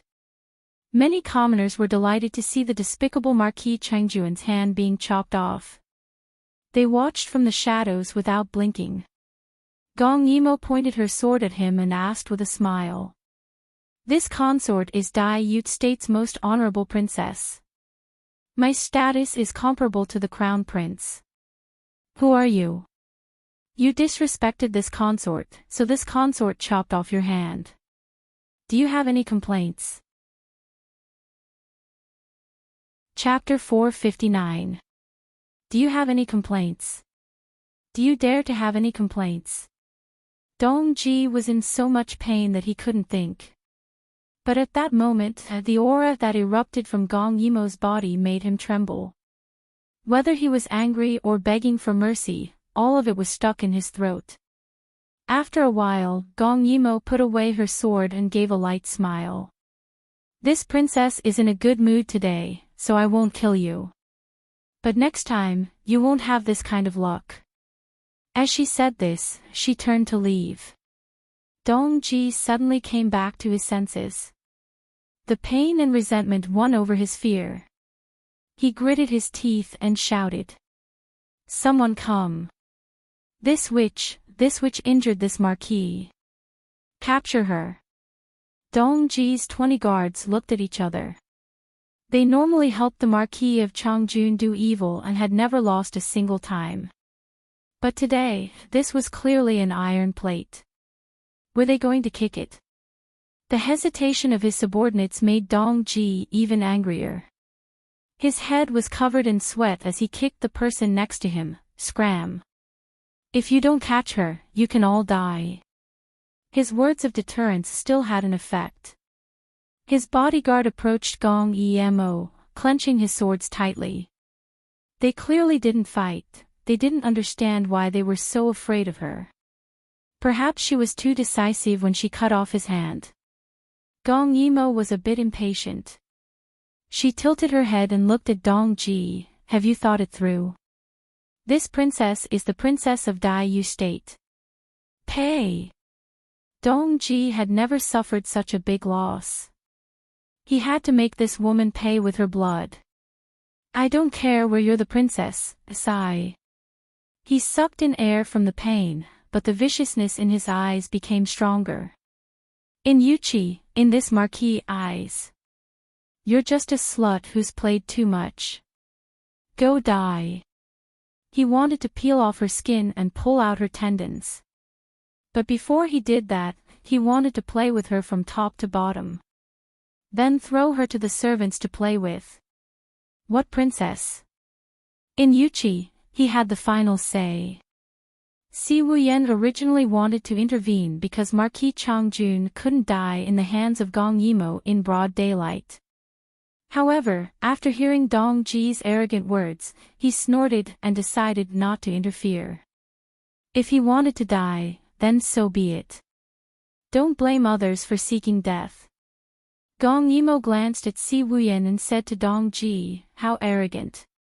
Yuchi, do you have the final say?" However, Dongji no longer had the strength to answer her. He directly ordered his subordinates to attack. Seeing that the matter was getting out of hand, some of the commoners did not dare to watch anymore. They did not know what would happen to the princess from Dai Yu State. However, when they thought of the Empress Dowager behind the Marquis of Changjun, they felt that things were getting out of hand. Moreover, the Marquis of Changjun usually bullied men and women, committing all kinds of crimes. Every day, fresh female corpses would be thrown out of the Marquis mansion. This princess, what a pity. Because of fear, the streets suddenly became deserted. Dong Ji's subordinates had already drawn their swords and slashed at Gong Yimo. These people had a strange fear of Gong Yimo, so they did not treat her as a woman at all. Since they were bullying her, Gong Yimo would not be passive. She directly killed the first person who rushed in front of her without hesitation. Seeing that the princess killed people without hesitation, the remaining people were a little scared. However, the Marquis of Changjun was still screaming behind them. They did not dare to retreat. Just when they were in a dilemma, they heard an announcement. The Empress Dowager has arrived.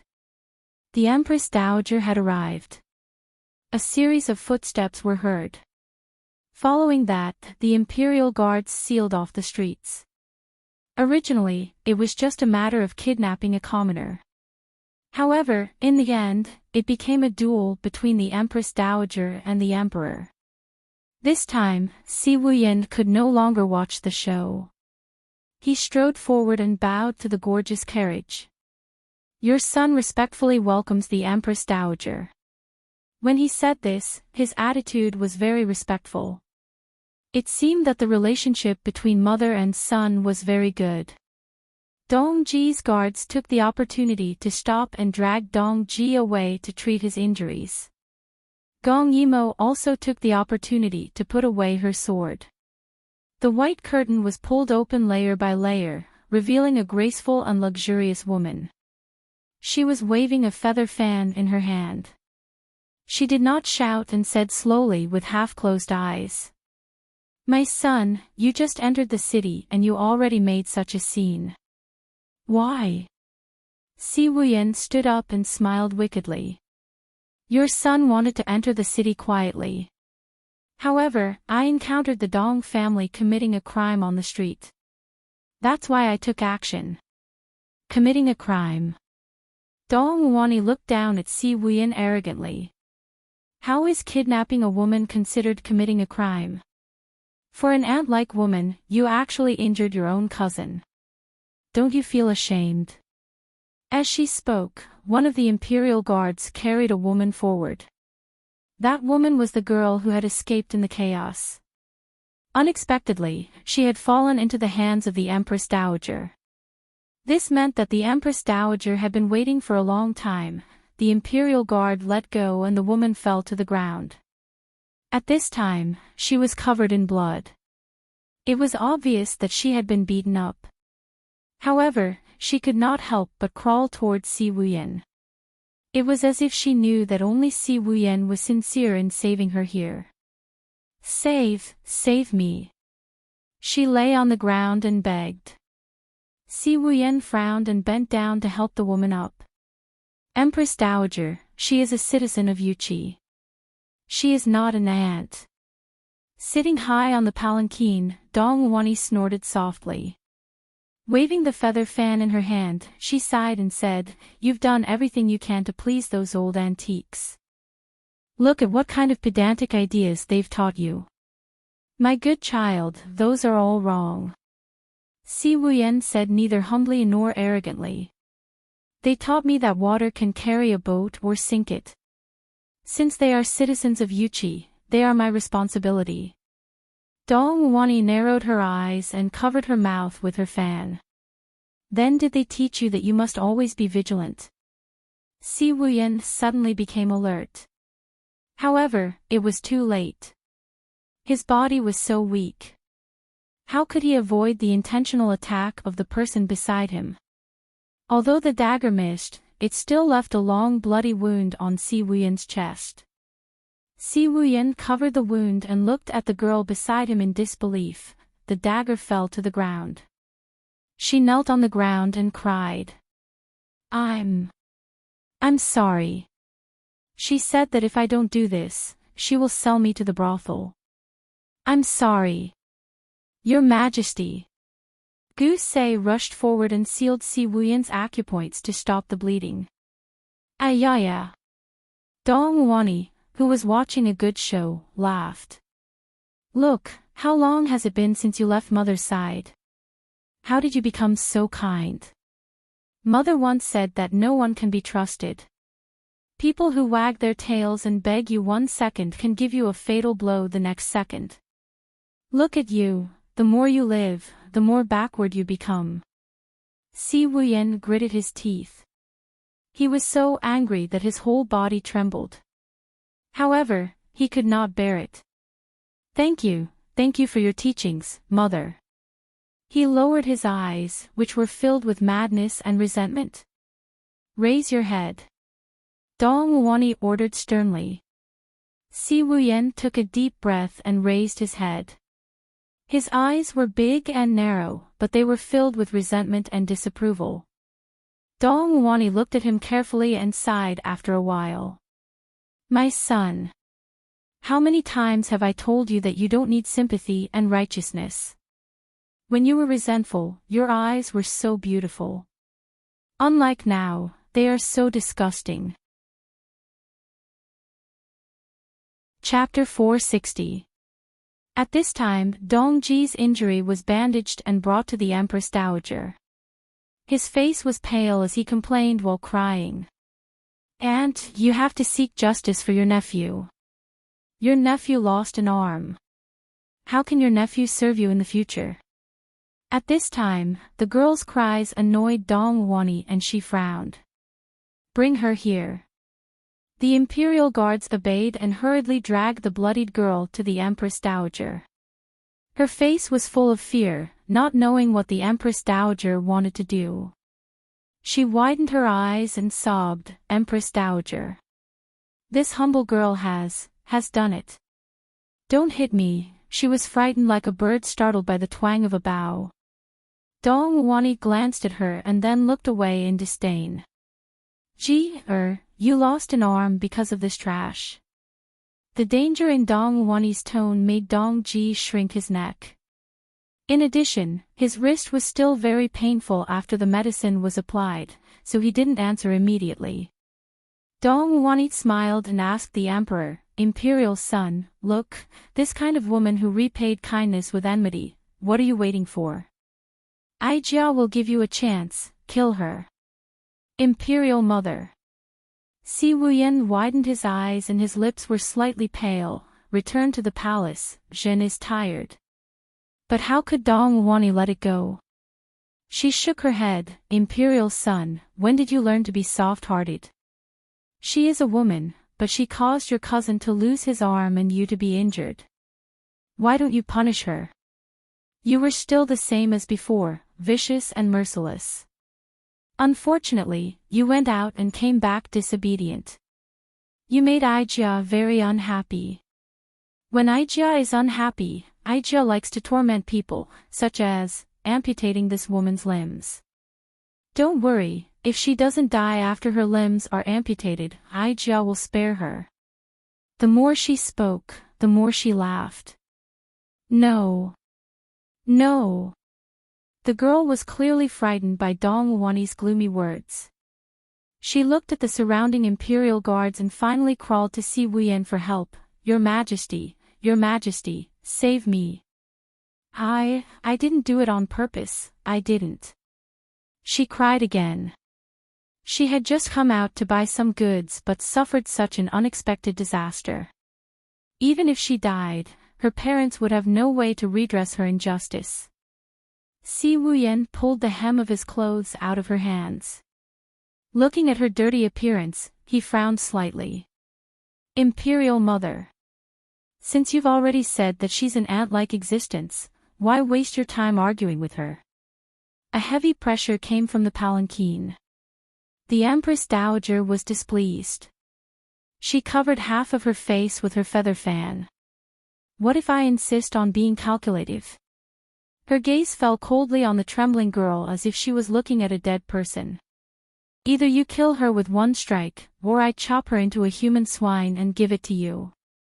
My son, what do you choose? At this moment, what choice could he make? They were surrounded by the Empress Dowager's men. They had surrounded the place, but Si Wuyan had only brought a dozen men with him. How could he choose? At this moment, an imperial guard pulled out his saber and handed it to Si Wuyan with both hands, forcing him to do so. Seeing Si Wuyan clench his teeth in embarrassment, Dong Wuani narrowed her eyes and looked at him with indescribable satisfaction. Since he was young, she had used Si Wuyan as a tool. She forced him to kill people and poison people. She forced him to become more and more ruthless. Seeing that his claws were getting sharper by the day, she damaged his body so that he could no longer practice martial arts. This way, he would never be able to hurt his master. Wasn't it very interesting? She just didn't expect that, after the wolf cub went out once, his originally molded temperament would change back. He even wanted to resist her. How could she not be angry?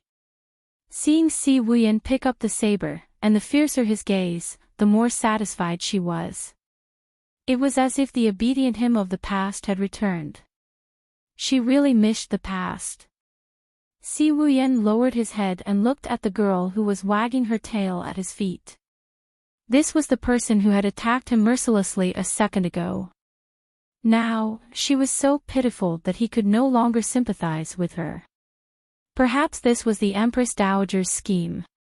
She wanted to extinguish his sympathy and make him completely lose his humanity. How could this be? He raised the saber. Wasn't it just a person? What was there to regret about dying? At this moment, he didn't seem to understand why he wanted to save her. Really, what a great show. A sudden voice interrupted. Si Wuyan's originally red eyes became cold and clear. He looked over and saw a touch of blue. It was incompatible with the blood red on his body, but it was so calm and clean. Very few people could suppress a color like peacock blue. That gorgeous embroidered skirt and the decorative jadeite on her body, as long as she appeared, she would definitely be the most eye-catching color in the crowd. Moreover, her skin was delicate and white, and her facial features were even more stunning. Therefore, from the beginning, Dong Wuani deliberately ignored Gong Yimo. Who asked Gong Yimo to try to cut off Dong Ji's hand as a warning to others? Since that was the case, Dong Wuani also wanted to do the same. A princess from Daiyu State dared to be so arrogant in Yuqi. Did she really think that there was no one in Yuqi? Seeing Gong Yimo walk step by step towards her, Dong Wuani smiled coldly. I was wondering who it was. So it's the princess of Gu State from Daiyu State. I apologize for not noticing you just now. Gong Yimo didn't care at all. The Empress Dowager is very busy every day. It's normal that you don't remember a small character like me. However, may I ask, what wrong did this woman commit that you want to kill her on the spot? Dong Wuani leaned on the couch of the sedan and fanned herself. She asked softly, she tried to assassinate the emperor in public. Does her crime not warrant death? When the woman heard this, she knew that crying was useless. She shouted resentfully, "It's you. You forced me to do this." Oh. Dong Wuani raised her brows slightly. Her every move was seductive. Then why don't you die if I want you to? This sentence was like a fishbone stuck in the woman's throat. She couldn't say a word. Gong Yimo smiled and nodded. The Empress Dowager is right. She offended the Emperor of Yuqi. She does deserve death. Following Gong Yimo's words, the woman's heart turned to ashes. She felt that it would be difficult to escape death today. She would rather be killed by the Emperor. That would be more straightforward. However, Gong Yimo frowned slightly and said, "Speaking of this, I also have a matter that I would like the Empress Dowager to uphold justice." "What is it?" Dong Wuani asked calmly. At this moment, Dong Ji didn't dare to speak. He shrank his neck. Every time he saw the Empress Dowager, he was like a mouse seeing a cat. He didn't dare to act rashly. Just like today's matter. The Empress Dowager protected him on the surface, but she would definitely punish him behind his back. And the other party wouldn't let him off easily. As expected, Gong Yimo pointed at Dong Ji and smiled. This person was very arrogant just now. He saw that I was beautiful and wanted to do something to me. He offended me. Since this woman offended the emperor, I think this result is also suitable for Marquis Chongjun. What do you think? Dong Wani stopped fanning herself. Chapter 461. Without waiting for Dong Wani to say anything, Gong Yimo continued with an overbearing smile. Or is it that in the Empress Dowager's eyes, His Majesty is His Majesty, and I am me? A foreign princess is not worth mentioning, so what if I offended her? These words were a little heart-wrenching. Dong Wani's cold eyes swept over Dong Ji. He was so frightened that he hurriedly crawled up from the shelf and knelt down. Aunt, I'm innocent. I didn't even touch her finger. She even chopped off one of my hands. Whoa. I beg Aunt to uphold justice. Dong Wani glared fiercely at Dong Ji. He really couldn't do anything right. Then she looked at Gong Yimo, who was smiling calmly, and said coldly, he offended you, so you chopped off one of his hands. That was already a punishment. But this woman is different. She wanted to kill the emperor. According to the law, 9 generations of her family can be executed. At this time, Dong Wani was really angry. She had to kill that lowly woman to dampen Si Wuyan's spirit. She wanted the world to see who had the final say in Yuqi. But this princess of Daiyu state was really difficult to deal with. She couldn't help but be angry. Gong Yimo wasn't afraid of her threat at all. Instead, she nodded in agreement. The Empress Dowager is right. This kind of person deserves to die 1,000 times. But just now, the Marquis of Chongjun clearly knew that I was a princess. He offended me and was taught a lesson by me. He still held a grudge and sent his subordinates to kill me. If I didn't have some tricks up my sleeves, I'm afraid I would have died in Yuqi. Offending one's superiors and trying to provoke a conflict between 2 states is also a crime punishable by 9 generations of execution, right? I'm sure the Empress Dowager is impartial and understands the seriousness of this matter. She definitely won't side with her own nephew and disregard the country's righteousness. You! Dong Wani slammed the fan on her leg. She was so angry that she couldn't speak.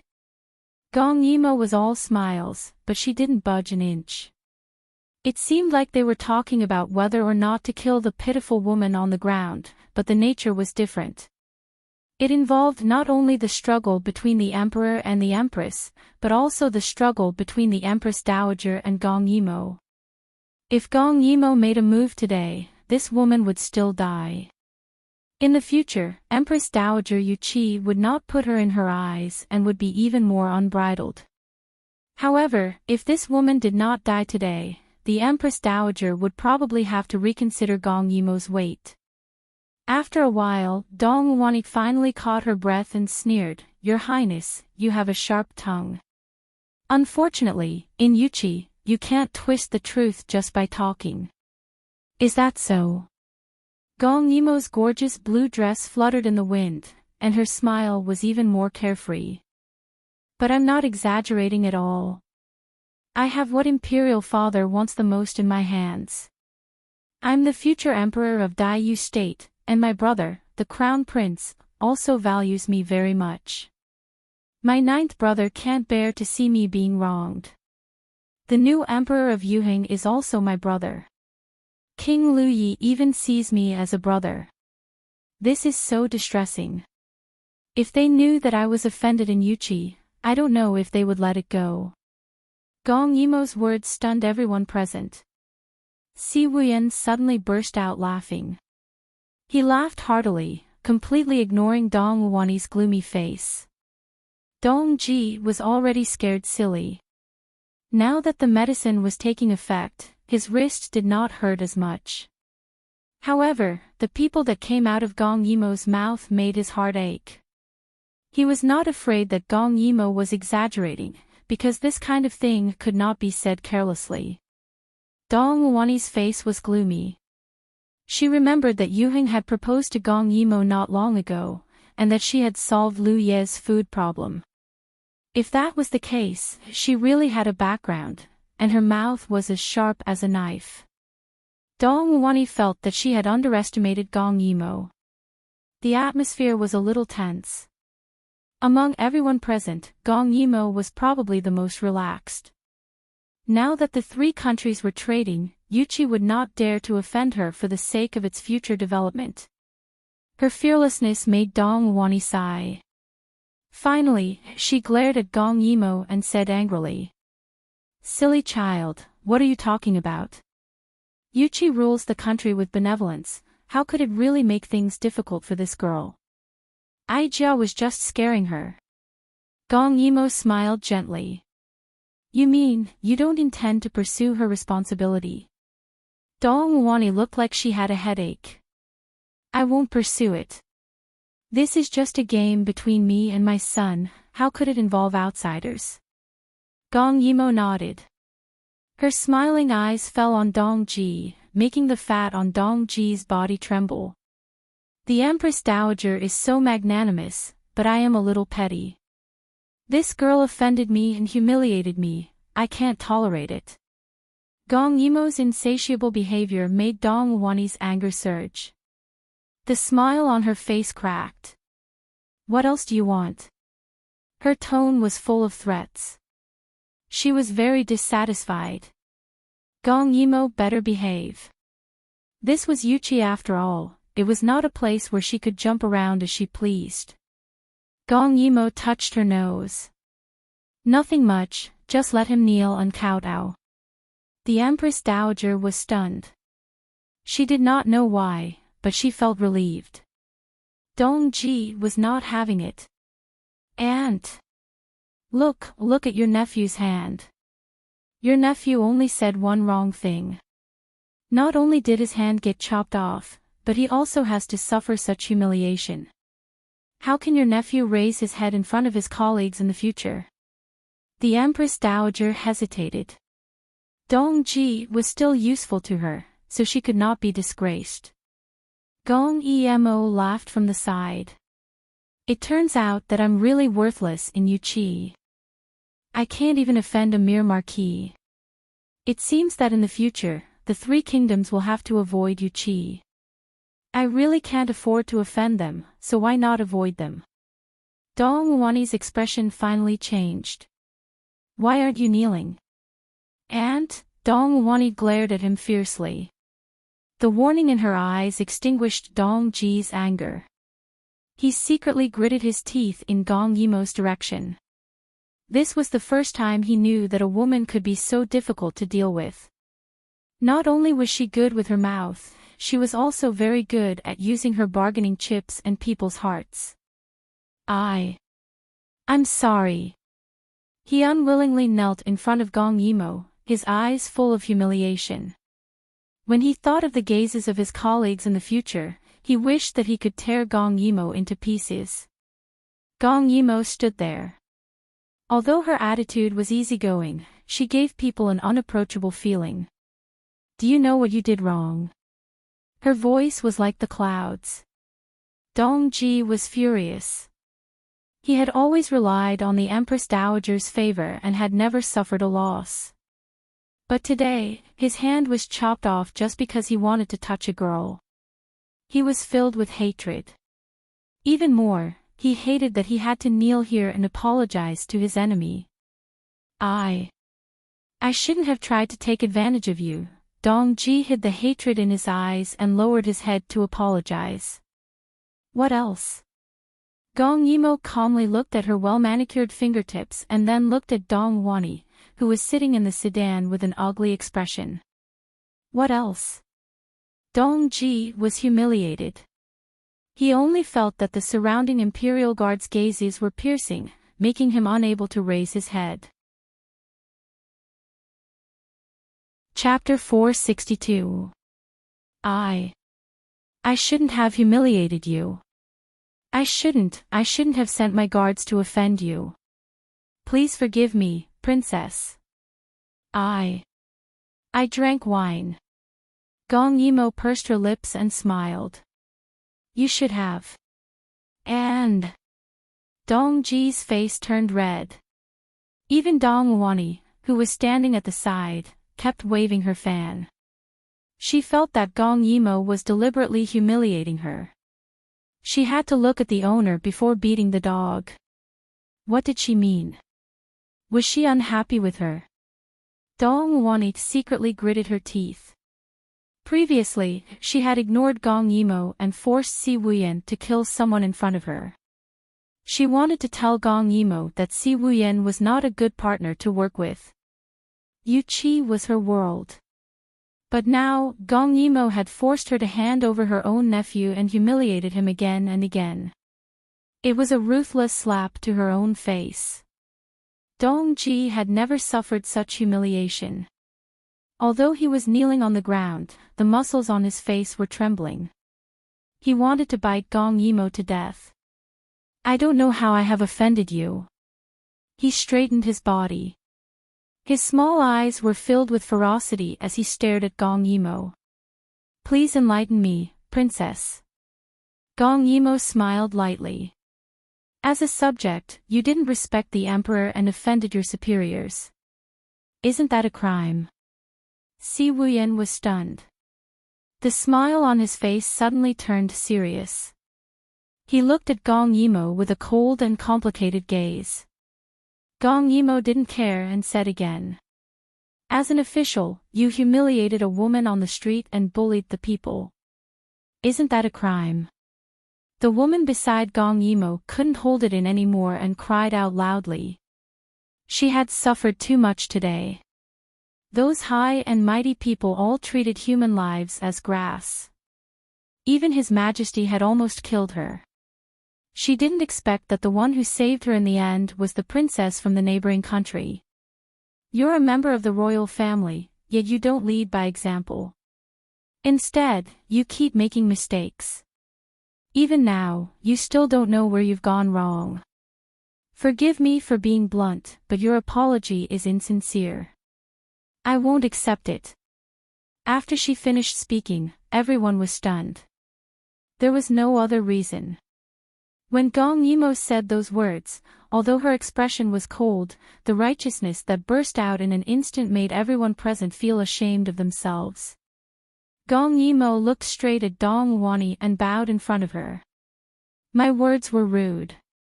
If I have offended you, I hope the Empress Dowager can forgive me. In addition, please allow me to pay my respects to you. Long live the Empress Dowager. I am Princess Gong Yimo from Daiyu State. Please take care of me in the future. After bowing, she stood up with a calm attitude. However, Dong Wani sat up straight and stared at her in silence. Their gazes collided. One was angry, one was calm. One was sharp, and the other was calm.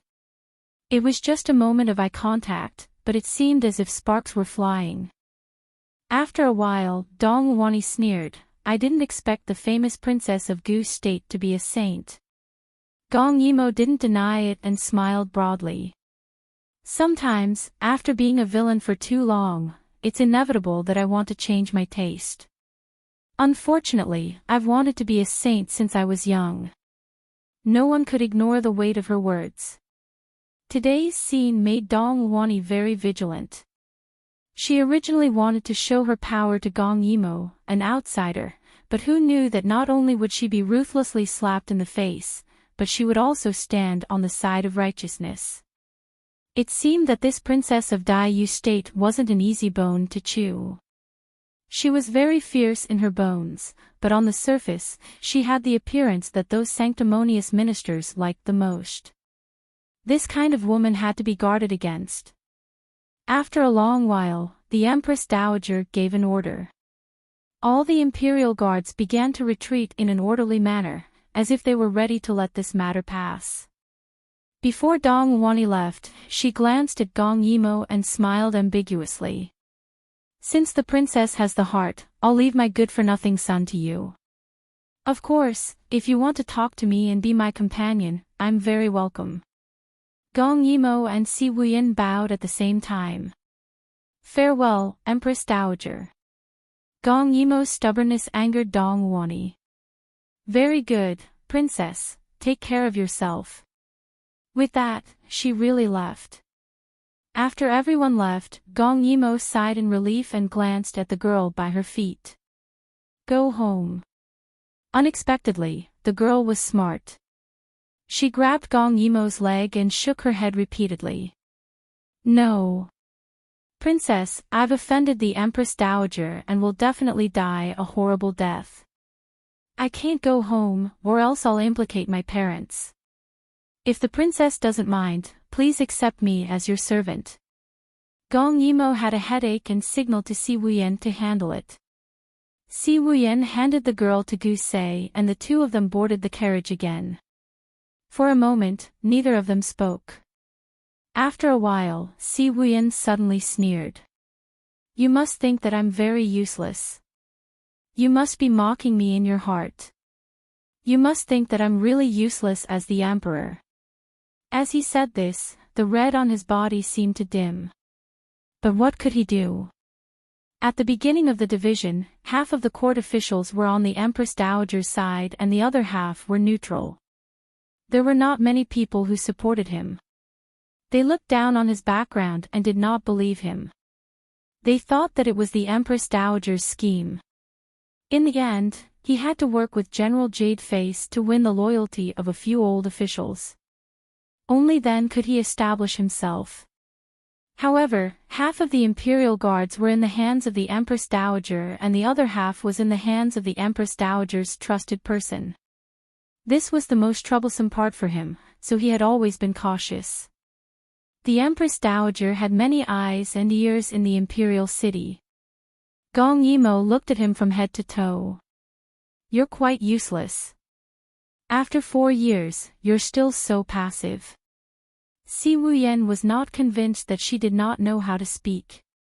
She did not know how difficult his situation was at that time. At the beginning, he could not even leave the palace. Now he had people and soldiers under his command. It was just that he did not have as many as the Empress Dowager. How could he be useless? It was just that it was difficult to be in the imperial city. Gong Yimo looked out of the window and said faintly, if I were you, I wouldn't expose myself so early. I would investigate those officials who are loyal to the Empress Dowager. Si Wuyen sneered. Did he not investigate? It was just that he did not have enough manpower and could not find any evidence. Gong Yimo continued. Then I would plan to send those good-looking sons to the Empress Dowager's bed. Si Wuyen was stunned. He did not understand what Gong Yimo was saying for a long time. Gong Yimo saw his silly look and sighed. Is it difficult to drug them and send them to the Empress Dowager's bed? There are so many people in a family. You can't touch the direct descendants, but you can also touch the concubine's children. Many people are eager to get close to the Empress Dowager. Why not? Moreover, these people are not official yet.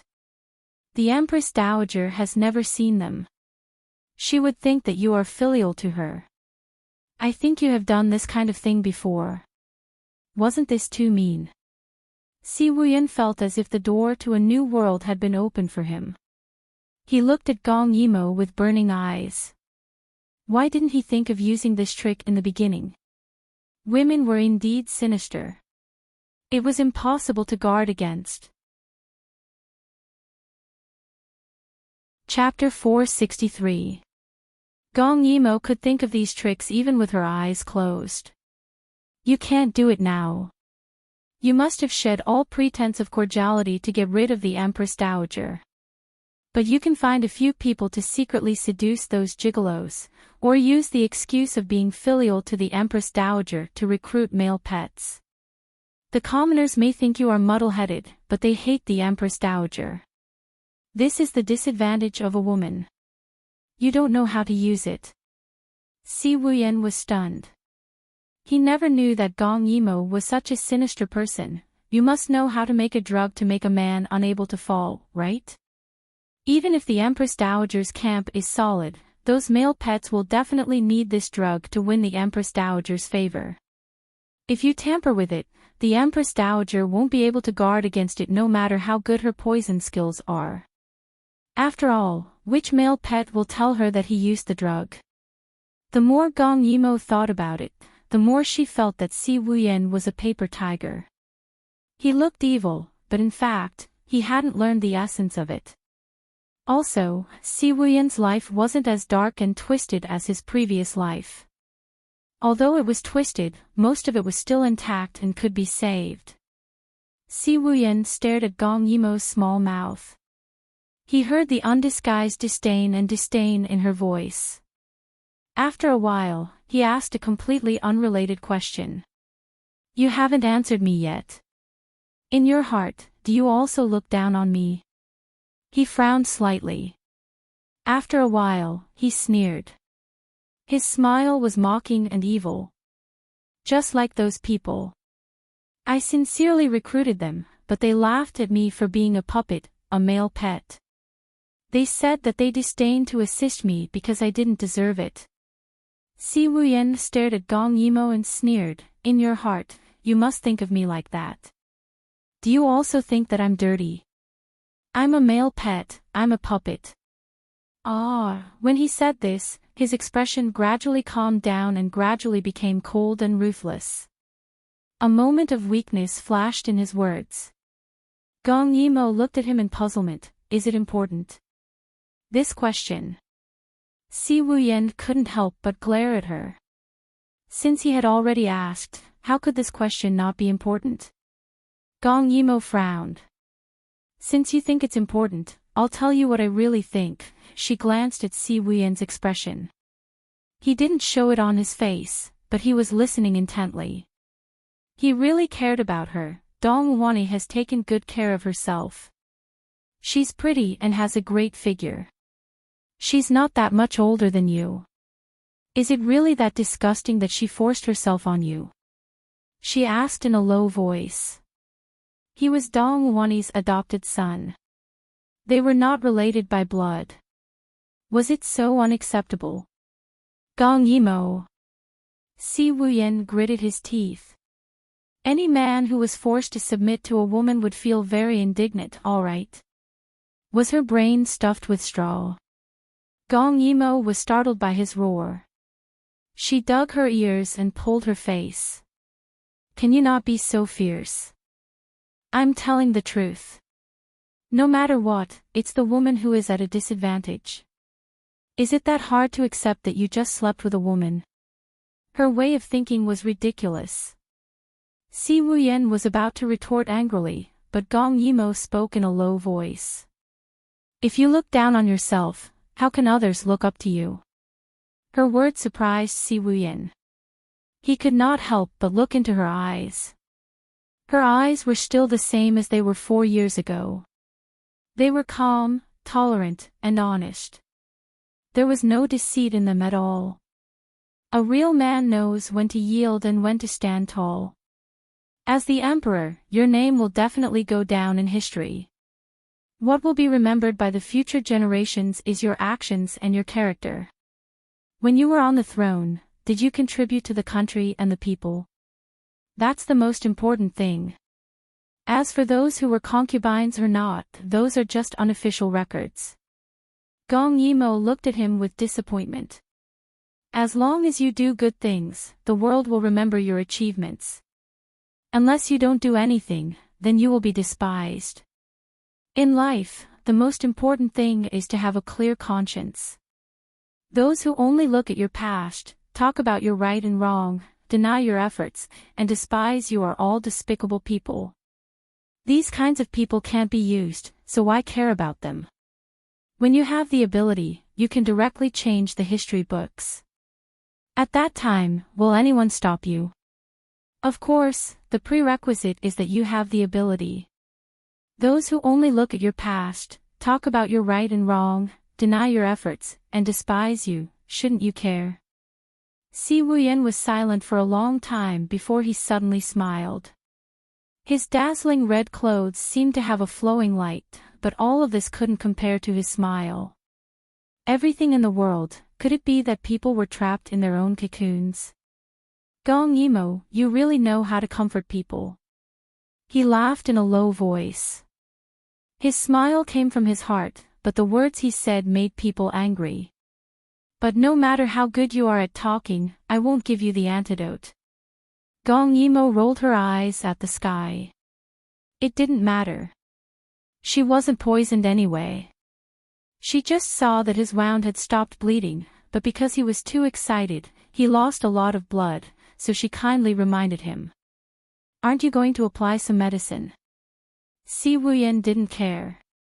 He had suffered this kind of injury many times before.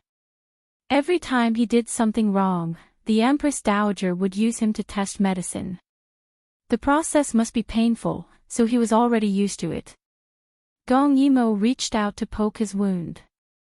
The sudden pain made him take in a cold breath and he instantly looked at her with a cold expression. Gong Yimo. Do you believe that I won't poison your hand? Seeing his face scrunch up in pain, she couldn't endure it. Gong Yimo chuckled, and the whole carriage seemed to be filled with spring flowers, warm and sweet. Si Wuyan's face was cold, but he didn't know why, but when he saw Gong Yimo's smug look after her successful prank, he couldn't get angry. She was like the spring sunshine, calm and relaxed, while he was surrounded by a dark night that couldn't be dissolved. In theory, he should hate Gong Yimo, but in reality, he wanted to be close to her, just like he wanted to be close to light. No. This wasn't right. Si Wuyan coldly looked at Gong Yimo, who was looking for medicine, and secretly thought. This kind of person who would affect his mind, he should just poison her to death, right? Gong Dai found a few people from the Shui clan to test it out. He found that on this incomplete map, only pure blood from the Shui clan could show the lines. He was half happy and half worried. This was the first time he felt worried. The result was clearly in front of him, but he seemed to have lost the courage to test it out. He was afraid that he would be happy for nothing. At this time, Lo Chi sent a letter. It was from Yu Chi. Gong Dai had many people under Yu Chi. They only had one mission right now, and that was to find out news about the royal sister. Opening it, it was indeed about the royal sister. Gong Dai's lips revealed a smile, but that smile gradually froze and his face turned green. The royal sister actually had a man by her side. Who the hell was Bai Chio? Seeing His Highness push the wheelchair out, Lo Chief shouted in confusion. Your Highness, where are you going? Yu Chi. Gong Dai gritted his teeth. Lo Chi was stunned. His Highness' poison hadn't been cured yet. So he asked nervously. Why are you going to Yu Chi now? Gong Dai didn't answer. It didn't seem right to say that he caught them in the act. Thinking of this, Gong Dai's face became even scarier. Chapter 465. After Lo Chi left, Gong Dai looked at the map that was filled with markings and fell into deep thought. In the past few days, he had roughly decided on the route of the national road. Because of the official road as the foundation, the route was quite clear. He had also sent a team out to survey the terrain. The construction of the road had officially begun. This work was not complicated. If he left it to Lo Chi, he should be able to do it well. Gong Dai flipped through the account books again. Every month, he did not need to look through many account books. They were all general accounts. Right now, he had more than 1,000 banks and 3,000 shops under his name. Not to mention the fields and manors, the amount of account books that he needed to look through every month piled up like a mountain. It was a good thing that Gong Dai used the addition, subtraction, multiplication, and division method that Gong Yimo taught him. He also used Arabic numerals. Otherwise, it would not just be a mountain, it would be several mountains. These account books were specially calculated by Gong Dai's subordinates. After the numbers were changed, no one could understand them. Then, it was reported to the higher-ups and reduced layer by layer. When it reached Gong Dai's hands, there were only about 10 books left. It was not a big deal that each book was thicker than a copper coin. Bai Xing had to look through hundreds of books in a month. The thickness was even more shocking. Gong Dai flipped through a few books. He just patiently looked at them. There was no other way. The royal sister did not like to look at these. So when he was young, he felt sorry for the royal sister and learned arithmetic early. But after he learned how to look at accounts, the royal sister never touched the account books again. She really trusted him. Why did he feel a little sad? Because he missed the royal sister. He missed her so much. During this time, he did not dare to think too deeply about her past. The moment they met, he would personally confirm it. But now, he just purely missed her. He missed her a lot, Gong Dai sighed. In the end, he held the account books and thought, what if he gave all this work to Bai Xing? The more he thought about it, the more he felt it was a good idea. What to do? Bai Xing, who was bent over the table looking at the account books, suddenly sneezed. He looked at the nearly 100 account books beside him and then pinched his cheeks that were becoming thinner by the day. He wondered if he should ask for sick leave and let Wang Yi look at the account books himself. After receiving the letter from Long City and knowing that Gong Dai was fine, Gong Yimo heaved a sigh of relief. However, she felt that Gong Dai was a little strange. In the past, when he replied to her letters, his words were just like his personality. There was a faint gentleness in his coldness. However, this time, she clearly felt that he was suppressing something.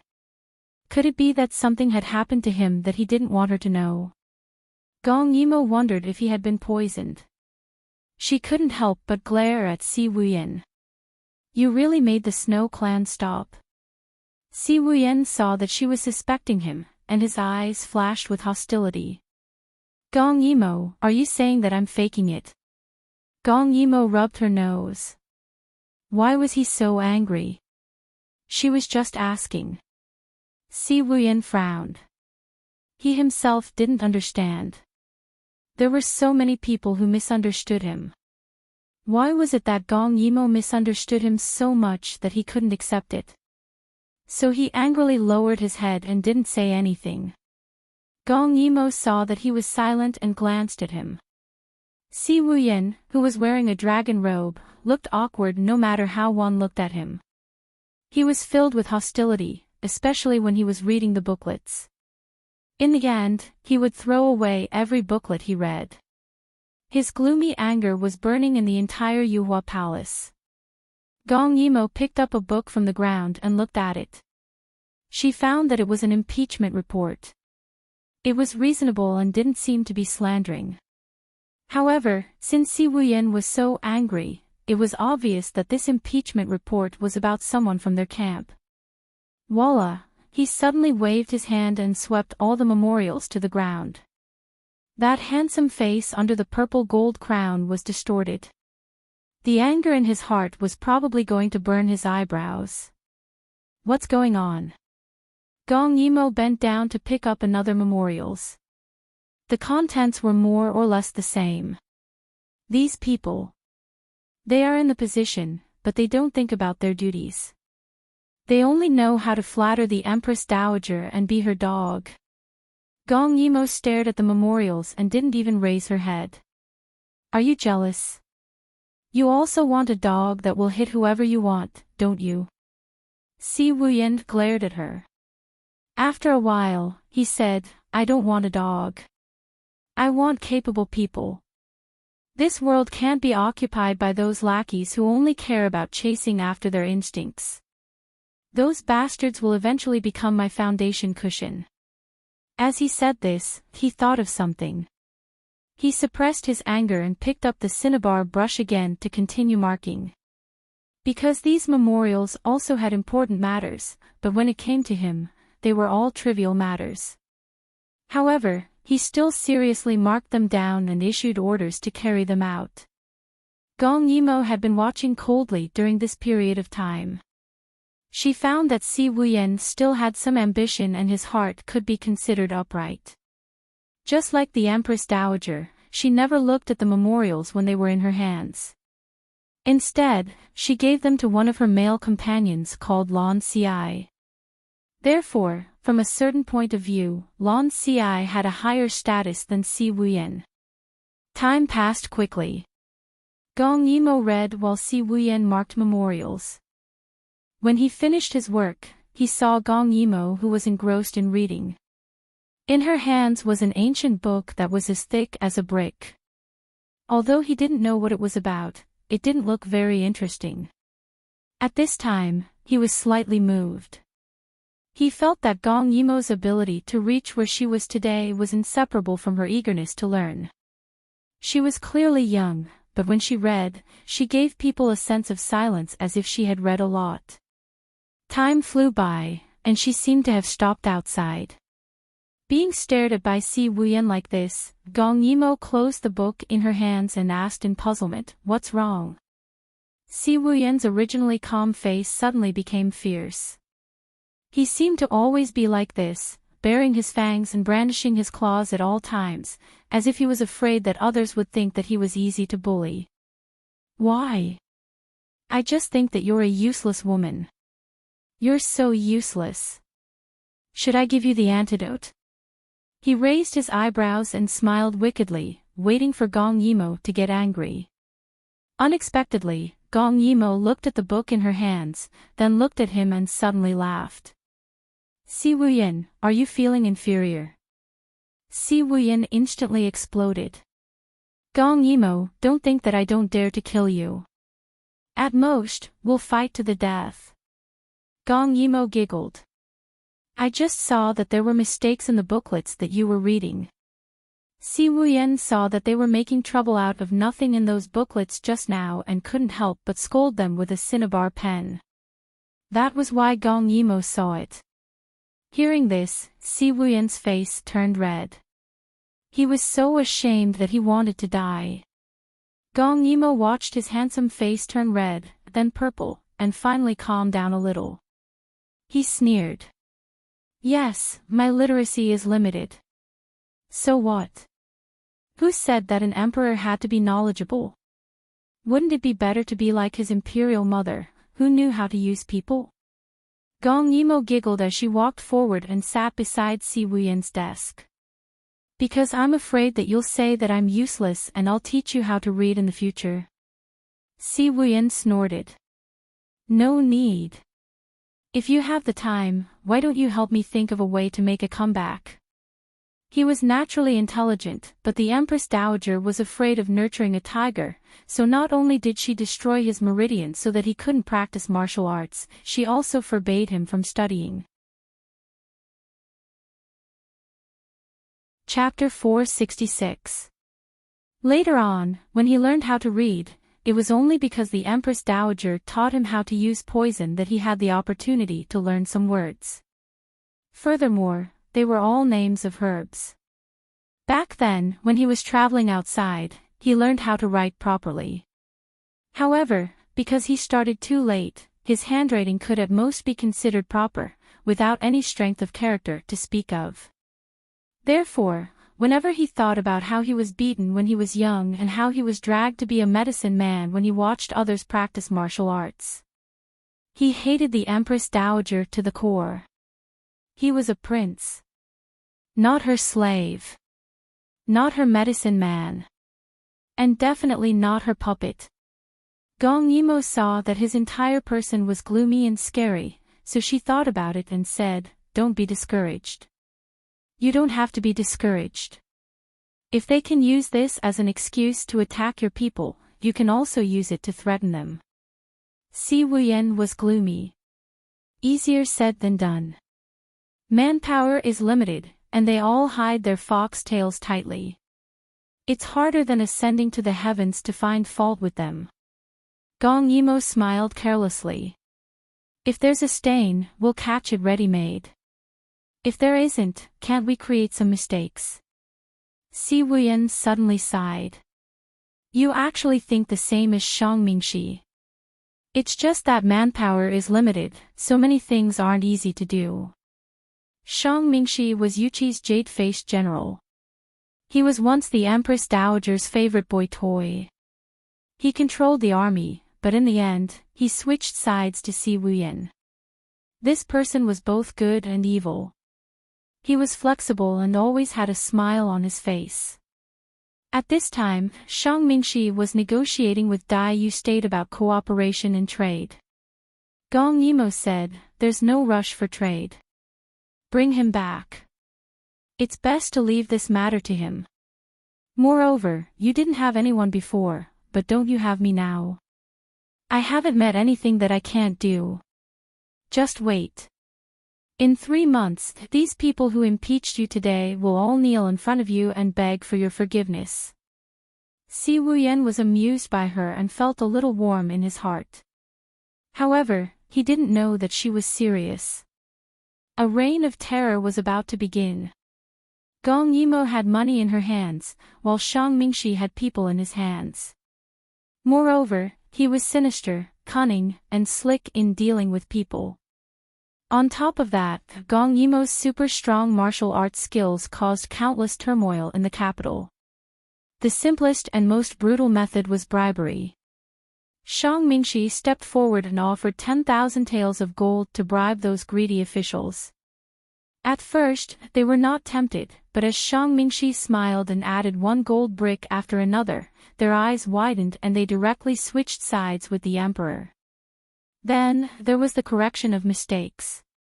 For example, there was an official who appeared to be honest in politics, but in private, he booked a famous prostitute for pleasure. A group of students accidentally stumbled upon that debauchery scene, and from then on, his reputation was ruined. For example, there was a smooth and slick official who was doing well as an official. However, the treasurers under his jurisdiction were repeatedly robbed. He couldn't bear to fill the vacancy himself, so he embezzled money from other places. When Si Wuyan caught him, he was immediately removed from his position. Another example was the fact that the Empress Dowager had asked her maids to approve the memorials, which had aroused public anger. Si Wuyan stood up and wrote a confession. The people's impression of the Empress Dowager became worse and worse. The ministers had no choice but to persuade the Empress Dowager to return the state affairs to the emperor. As a result, Si Wuyan's position became even more honorable. All in all, in these 3 months, Jade August Imperial City was in turmoil, making the common people see quite a few jokes. At this time, the moon was dark and the wind was strong. Gong Yimo and Shang Mingxi were hiding on the boat, listening to the sounds inside. Today, they tricked the Prime Minister's only son, who supported the Empress Dowager the most. After drugging him, they sent him to the Empress Dowager's flower boat. Recently, the Empress Dowager was depressed and often played on the flower boat until late at night. That man rushed forward. Normally, the Empress Dowager would think that it was a trick, but today, she drank a lot of wine. The Prime Minister's only son also had a rare good appearance, so she indulged for once. Shang Mingxi saw that Gong Yimo was watching with great interest and couldn't help sighing. This was the benefit of having a peerless expert. The most powerful person in Jade August was by the Empress Dowager's side. Gong Yimo didn't look obvious, but Shang Mingxi had observed that she should be much more powerful than the person by the Empress Dowager's side. Shang Mingxi was also a smart person. He wouldn't ask where Gong Yimo got so much money, nor would he ask how she went in alone and how she moved the treasurer's storeroom. He also wouldn't ask how she brought his son out under the Prime Minister's strict guard. So much so that the two of them were openly watching, but no one noticed. Her martial arts had probably reached the stage of being one with the world. In the past, even if he wanted to do these dirty tricks, one didn't have the money and the other didn't have the strength. It would take 3 to 5 months or even longer to plan something. The twists and turns in the process were even more exhausting. However, after Gong Yimo came, it was much simpler and more violent. Basically, as long as she wanted to do it, she could definitely do it. Previously, he thought that the Daiyu State's emperor only sent one person to help because he looked down on them. However, later on, he found out that she alone was comparable to a magnificent army with thousands of men and horses. The flower boat swayed quietly on the waves. The other people didn't dare to make a sound, so there was only the Empress Dowager's coquettish moans and the sound of waves hitting the boat. The bright moon hung high in the sky. Gong Yimo looked for a while before remembering that there was a man beside her. She smiled embarrassedly. It's not that I want to look, but this man is too interesting. He likes to be so strange. She suddenly remembered that Shang Mingxi used to be the Empress Dowager's gigolo, so she shut her mouth to avoid making him unhappy. Unexpectedly, Shang Mingxi smiled good-naturedly. It's fine, I don't mind that much. Under the moonlight, his facial features were ordinary. If one really wanted to describe it, he could be considered delicate and pretty. However, when he smiled, it was especially eye-catching and harmless. Gong Yimo almost forgot who came up with these dirty tricks. Gong Yimo was curious. You really don't mind? Most men care about this kind of past, right? Shang Mingxi shook his head. Things were going too smoothly, so he was in the mood to talk about the past. When I was young, my hometown encountered a rare natural disaster. Many people starved to death, including my older brother. My 2 older sisters were sold. In the end, the family couldn't bear it anymore. Father stared at me and had the idea of swapping me for food. When he said this, his tone was indifferent. Sometimes, people were very strange. The pain and hatred that they thought they would never forget would slowly fade away in the end. It was so faint that they could speak of it in a normal tone without feeling anything. Mother pitied me and let me go the night before I was swapped out.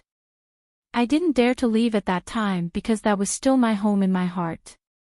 If I left home, where else could I go? So I hid in the haystack outside the house, hoping that father would change his mind. His smile was still clean and innocent, but Gong Yimo could feel his coldness and mockery. Until I saw father beat mother violently, but he still didn't vent his anger. In the end, he dragged mother's hair and swapped her for someone else. Only then did I give up. People who are forced to the extreme are very scary. Chapter 467. I saw with my own eyes that my mother's face was covered in blood. She was beaten until she was barely breathing. But when she saw that I hadn't left, her eyes lit up. She kept winking at me, wanting me to leave. I saw with my own eyes that she was on the verge of death. My father traded her for 3 caddies of food. I saw her neck being chopped off like an animal. Only then did I know that that place was not my home. It was not a place where I could survive. So, I'm still very grateful to the Empress Dowager. Through the gap, he could see what the Empress Dowager was doing behind the wall. He could also hear her voice. He didn't care at all. He even laughed softly. Although serving her is a very dangerous thing, it's much easier and happier to stay by her side and please her than to wander around precariously and be tortured like a slave. So, I'm very grateful to her. She also seems to like me. Male companions can't interfere in politics or monopolize power. But she gave me military power. So, it's an unparalleled honor, right? Gong Yimo was puzzled. Then why? Do you still want to rebel against her? Shang Mingxi tilted his head slightly and smiled at her, revealing 2 small canine teeth. Because I saw the future. The future. He nodded.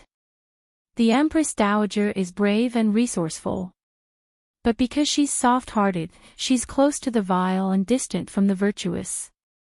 With her on the throne, the internal strife in Yuchi will not be eradicated. And if it continues to decay like this, once there's a disaster, the past will repeat itself. He paused, his eyes bright. I don't want to see more children like me in this world. Gong Yimo's heart trembled. He tilted his head and laughed softly. How is it? Isn't it very noble of me to speak like this? Gong Yimo didn't know whether to laugh or cry. Just as she was about to say something, the cabin was already quiet. The ship was gradually approaching the shore. What should we do next? Gong Yimo hid in a dark corner with Shang Mingxi. Her face was full of interest. Shang Mingxi smiled faintly, as if he had everything under control. Don't worry. The Prime Minister has been waiting for a long time by the shore. Gong Yimo felt a little regretful. What a pity. She only slept for a while and didn't suffer any substantial harm. Shang Mingxi shook his head. It's not a pity. Because Lu Galao is also watching in the dark. His daughter is engaged to the Prime Minister's son. Seeing this scene, Lu Galao is not the kind of person to swallow his anger. Great. Gong Yimo gave him a thumbs up. She was somewhat convinced by this man. Sure enough, Gong Yimo returned with satisfaction after watching the farce on the shore. Si Wuyan said sarcastically when he saw Gong Yimo return. Oh, you're still willing to come back. Gong Yimo was in a good mood and did not argue with him. Si Wuyan was even more annoyed and threw an invitation in front of her. Lon Si send it. The Empress Dowager is going to hold a banquet at Hongmen. Oh.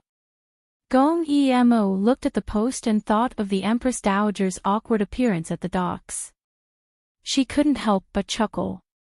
I guess it's because we're making too much noise, so she wants to knock some sense into us. Don't worry. The courtiers will never acknowledge her as the emperor. This is the bottom line. Otherwise, she wouldn't have to find puppets again and again. So, she won't kill you. Si Wuyan curled his lips. How was tonight? Did she have a good time? Gong Yimo hurriedly told him all the embarrassing things about the Empress Dowager.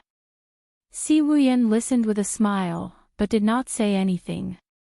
But his hostility dissipated a lot.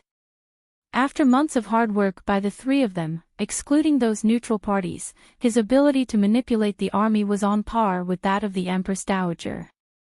With such progress, it was no wonder that the Empress Dowager could not sit still and sent them an invitation. But the military power of the imperial army was not in their hands. This matter was tricky. Si Wuyan was thinking carefully about countermeasures. Gong Yimo's thoughts drifted and she thought of another matter. 3 months had passed. Gong Dai had been in contact with her through letters. Why did he not come directly? Gong Yimo thought that he had just gotten the Jade Emperor and was in high spirits, so he forgot about her. She could not help but feel wronged. But Gong Dai was wronged. He could have left for Yuchi 2 months ago. But because of the patrol, Lo Chi personally operated the new weapon. Because of improper control, he was almost killed by the explosion. Gong Dai saw the situation and forcefully used his internal energy to save Lo Chi. He did not dare to tell Gong Yimo about the external injuries caused by the explosion and the poisonous gas rising. Lo Chi also knelt for 3 days. The entire camp was in low spirits. Every day, they were trained to seek death. They could feel the anger of the prince. But this was also good. Gong Dai had more time to train the troops. One day, this would be his greatest weapon. The day of the banquet arrived as promised. In the magnificent secret dragon palace, the Empress Dowager and Si Wuyan sat in the main seats. Below them were the women of the imperial harem. Si Wuyen was very abstinent. The number of times he went to the imperial harem could be counted on one hand. Among these women, some were forced to him by the Empress Dowager and some were sent by officials loyal to him. On the other side, Gong Yimo claimed that she was sick and did not attend the banquet. Her eyes were fixed on one person. This person was the Empress Dowager's confidant. His name was Guan Zaijin. Half of the imperial army in the city was in his hands. He was the most important person. This person was the Empress Dowager's guest. Naturally, he was on the Empress Dowager's side. But he was getting older and the Empress Dowager liked young men. She had less and less contact with him. Although he did not say anything, it was impossible that he did not have resentment. Gong Yimo thought that maybe she could start from here. Then, she saw a handsome uncle sitting in the courtyard drinking tea. Gong Yimo jumped down from the wall. He stopped the guards who were about to go forward. He calmly poured tea and boiled water with a calm gaze. "Princess, you should go back. I am not like those people. I am not greedy or lustful. I also don't have a son for you to use." Gong Yimo blinked. "Then what do you want?" The handsome uncle Guan Zaijin sighed. "Go. I will not change sides." Gong Yimo was not convinced. "Why? Do you really like the Empress Dowager?" Guan Zaijin did not speak. Gong Yimo said fiercely, "If I can promise you that as long as you help us, we will not kill her in the future. We will even let you leave and be a real couple. Are you not moved by this? You should know that as long as she is the Empress Dowager, you will not have the chance to monopolize her." Her words seemed to have moved the other party. But the other party was silent for a moment and said, "Go back." Gong Yimo's eyes flashed with a cold light. "You should think clearly. At such a close distance, if I kill you, half of your military power may not fall into the hands of the Empress Dowager. At that time, it will be much easier for us to kill her." At this time, Guan Zaijin suddenly raised his head and glanced at Gong Yimo. "You underestimate her too much." Gong Yimo was stunned. He smiled deeply. "During this period of time, you have repeatedly offended her. You have forced her to be full of anger. She endured it only for today. I am afraid that at this time, the little emperor's life is at stake." Gong Yimo was shocked. She suddenly raised her head and looked in the direction of the imperial palace. There was a trace of black smoke rising.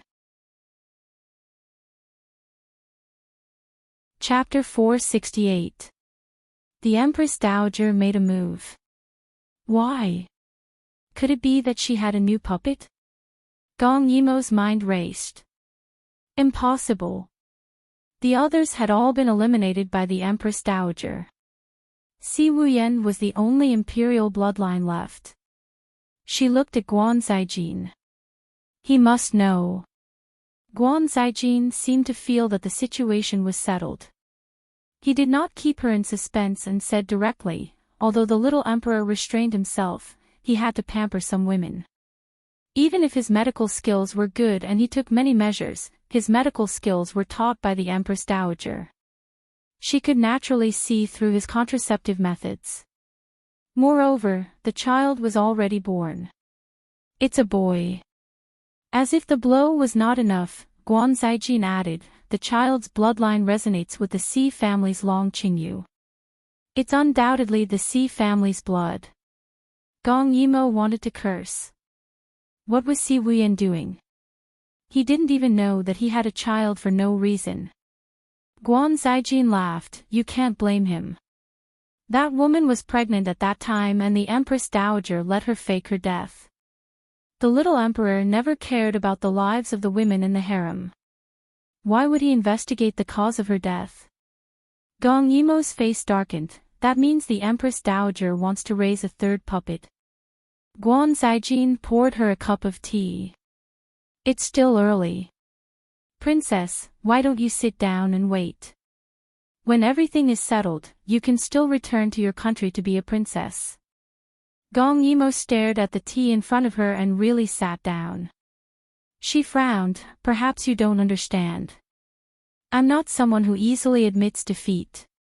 But these things don't have much to do with you, do they?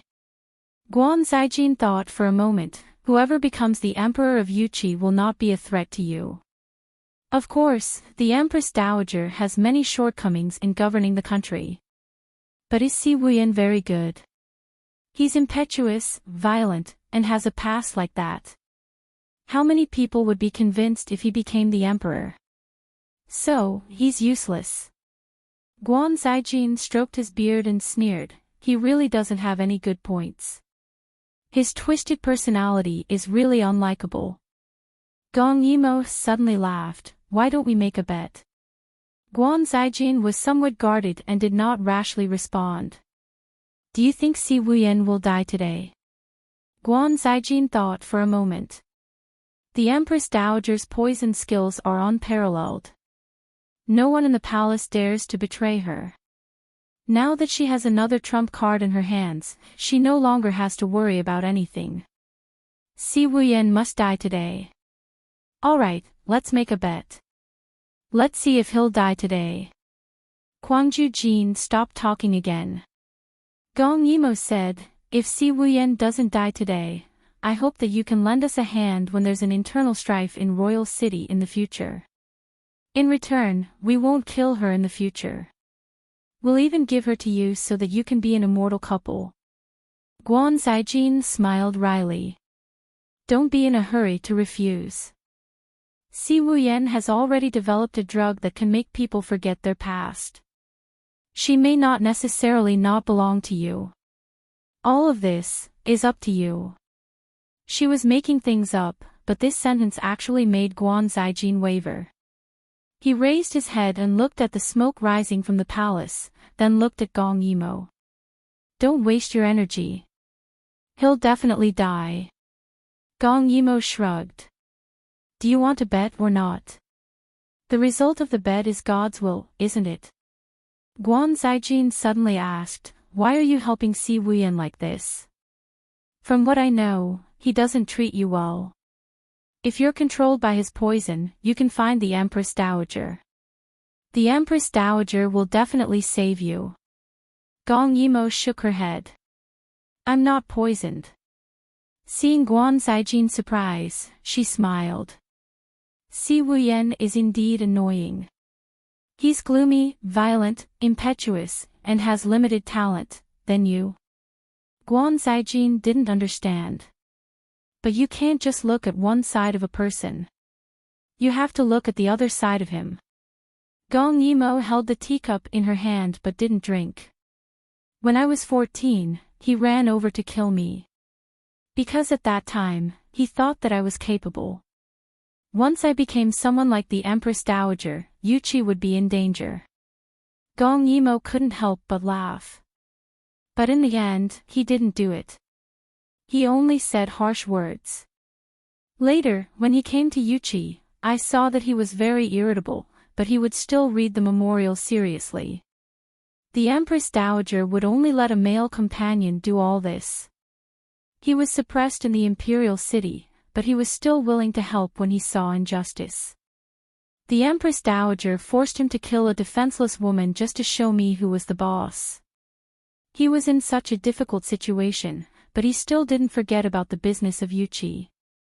The Empress Dowager was still thinking about how to have a child, kill him, and continue to raise a puppet to be the Empress Dowager. Maybe there are many bad things about him, but this is also caused by the environment he grew up in. He never complained. Instead, he worked hard to change. In comparison, he was much better than the Empress Dowager. Gong Yimo remembered the last time she said that he had a wrong word. Whenever he had time, he would frown and secretly read the 1,000-character classic. Now that she thought about it, it was actually a little cute. I didn't participate in his past, but he was raised as a male companion and later as a puppet. It's not hard to guess what he went through. He's the worst emperor I've ever seen. But he didn't have parents and stumbled until now. He still has his nature. I'm willing to help him. Guan Zijin was silent for a long time. He had watched Si Wuyan grow up. The child was forced to develop a beast-like character only because the Empress Dowager felt that it was boring for everyone else to follow her, so she did it on a whim. Now that he thought about it, it was cruel. She wasn't like this before.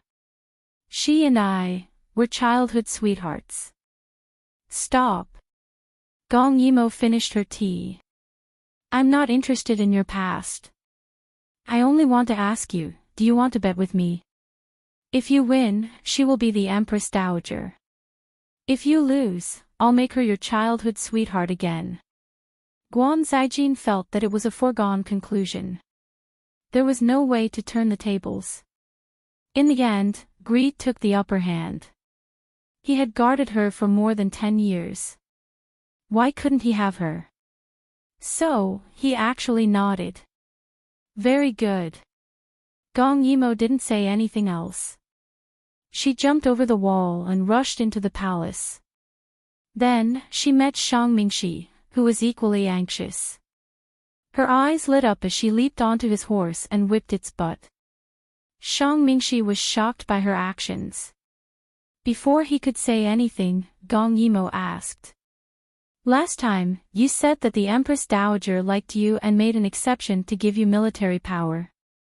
Shang Mingxi nodded. At this moment, his face was solemn. He still didn't know what was happening in the palace. Gong Yimo smiled strangely. If you go and kill Lan Xi, what do you think the result will be? Shang Mingxi was stunned. Even if she wanted to divert attention, she didn't have to do this, right? Go and beg the Empress Dowager for mercy. Beg her to accept you again, then take the opportunity to kill Lan Xi. You might not die if you do this, but if you don't attract more attention, Si Wuyan will definitely die. Do it or not? Just say it. Shang Mingxi sighed. Do it. Most people wouldn't be able to accept begging to be a boy toy, but Shang Mingxi could. It wasn't that difficult to get on someone's good side by kneeling and saying a few words. Chapter 469. The palace was under martial law. Shang Mingxi loudly requested an audience with the Empress Dowager. The people below could not make up their minds. Shang Mingxi smiled at the person who was in a difficult position. Just inform the Empress Dowager that I, Shang Mingxi, request an audience. The person was bewitched by Shang Mingxi's smile. He nodded and flew away. This was the Empress Dowager's world now. Who knew if the Empress Dowager still had feelings for this person? As for Gong Yimo, she followed the noise and barged into a house. She used her qinggong to enter the palace. Although she was almost discovered several times, she managed to enter without any mishap. The entire dragon hall was burning. What was terrifying was that no one went to put out the fire. Instead, the hidden dragon hall was surrounded by thousands of soldiers, as though they were preventing anyone from entering to save people. The fire slowly grew bigger. They were all waiting for someone to save them or for the entire hall to collapse to ensure Si Wuyan's death. The Empress Dowager hid in a dark corner and played with the porcelain bottle in her hand as she spoke to Lan Xi. Do you think this princess is so powerful? If she really comes to save people, I'll take advantage of the chaos to attach this goo worm to her. Will she be of use to me in the future? Lan Xi smiled. Just as she was about to speak, someone came to report that Shang Mingxi requested an audience and relayed Shang Mingxi's words. At that moment, Lan Xi saw the smile on the Empress Dowager's face turn cold. Just as she was about to say something to break the atmosphere, the Empress Dowager raised her hand and said, "Raise the sedan." Lan Xi's expression changed drastically. She was leaving because of Shang Mingxi's words. Empress Dowager, Gong Yimo will be here soon. You can't leave. The Empress Dowager glanced at the burning hole. Boring. Si Wuyan must have died long ago. So what if she comes? Besides, I have so many subordinates here. Can't I stop a woman? With that said, she waved her feather fan and signaled for the sedan to rise. Lon Si was unwilling. But, don't you still want her to be of use to you? That goo worm, she's the princess of Dai Yu State after all. It won't do Yuchi any good to make things too tense. Dong Wani's expression changed as she spoke indifferently. Empress Dowager. Lon Si was so anxious that her tone became heavier. However, Dong Wani's cold gaze landed on him, startling him. Only then did he realize how overboard his actions were. You don't seem to be able to see where you are. Dong Wani sat on the small bamboo palanquin and pulled back her clothes from his hands, mocking him. What Aija gives to you is yours. If Aija doesn't give to you, you can't stretch your legs. Let's go. Lon Si felt lost. She looked at her hands and the Empress Dowager's back. In the end, she gritted her teeth and chased after her. He had worked so hard for so long to get to where he was now. Could it be that once that traitor returned, he would have to give up his position? It didn't make sense. As the wind blew, the fire grew even stronger. The Imperial guards guarding the hidden dragon palace were sweating profusely from the heat. Just when they thought that Gong Yimo wouldn't come, she came. Gong Yimo appeared at the entrance of the hidden dragon palace. Everyone was on high alert and raised their weapons. However, her eyes were cold as she strode over. She looked so calm. Everyone hesitated. Wasn't she worried? When she got closer, they realized that she was holding a child in her hands. Those people weren't stupid. It went without saying who the only child in the palace was. They didn't expect the princess of Dai Yu State to be so cunning. She actually went to steal the child first. Didn't they say that the child was under strict protection? How could it be in her hands? They were on guard and wanted to ask the Empress Dowager for instructions. However, the Empress Dowager wasn't here. Gong Yimo had already lifted the child up. I want to go in. If you don't let me, I'll throw this child to his death. When she said this, there was a cold smile on her lips. Her tone was cold and powerful. It seemed like she would definitely do what she said. She herself was a bloodthirsty demon. The Empress Dowager was also ruthless. The entire hidden dragon palace was surrounded by 1,000 people. Even if she had the confidence to kill them, Si Wuyan's bones would probably be burned to ashes. Therefore, she predicted this situation before entering the palace and took the risk. The leader of the Imperial Guards signaled someone to ask for instructions from the Empress Dowager. Gong Yimo didn't stop him. However, the child in her hands felt the heat and started to cry. You can ask for instructions, but I don't have that much patience. Let me go in. They were still blocking her and trying to stall for time. Princess, please wait.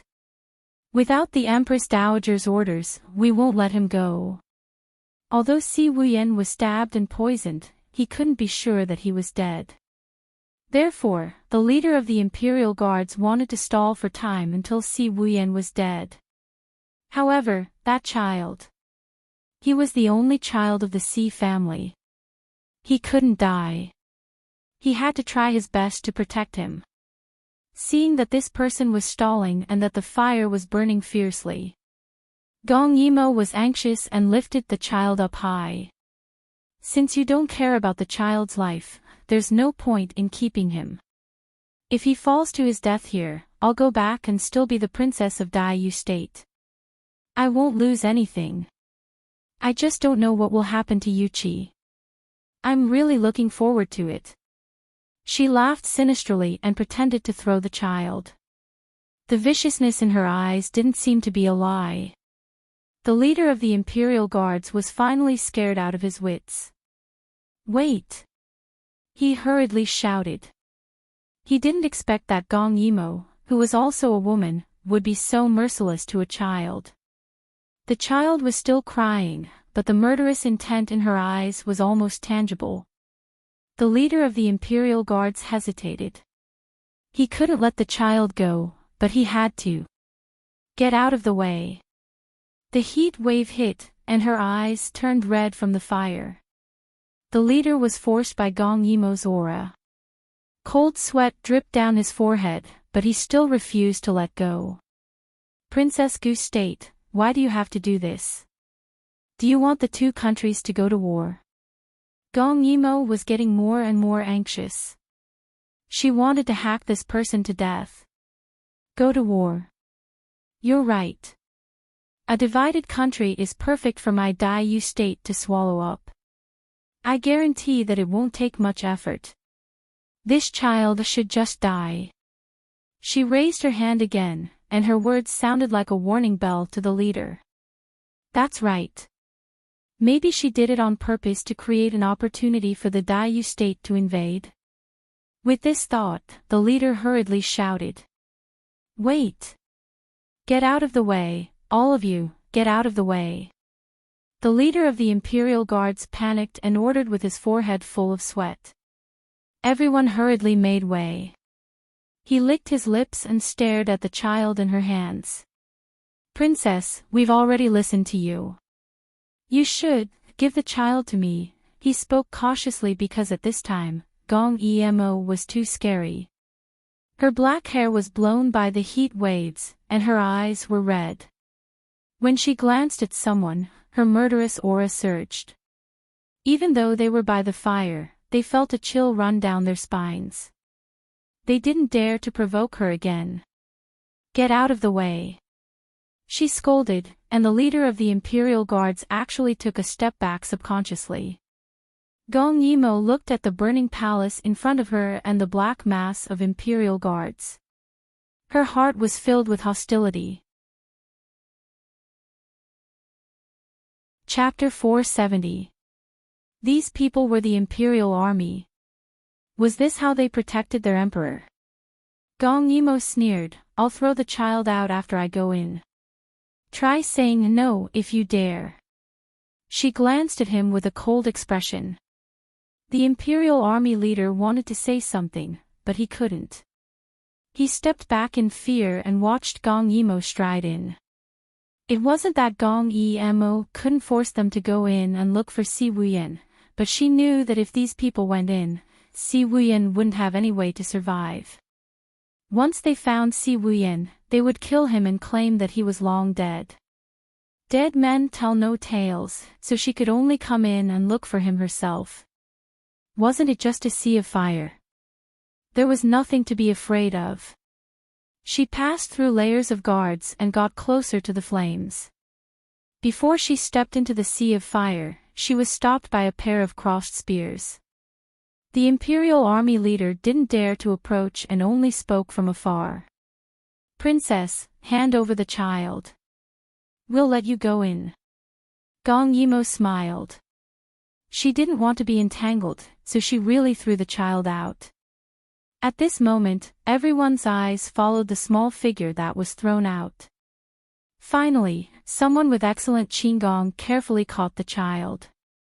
When they turned back, Gong Yimo had already disappeared into the sea of fire. She really went in. Dong Wani raised Shang Mingxi's face with a strange expression. Do you really want to return to Aijia's side? Her tone was teasing. Shang Mingxi raised his head and smiled. This smile was just like when he was by her side, gentle and clean. It was obviously an ordinary face, but when he smiled, it seemed to glow. It was hard to dislike him. Dong Wani's face suddenly darkened. She stood up straight and looked down at him with a cold smile. The little emperor is dead. You don't have anyone to rely on, so you want to come back.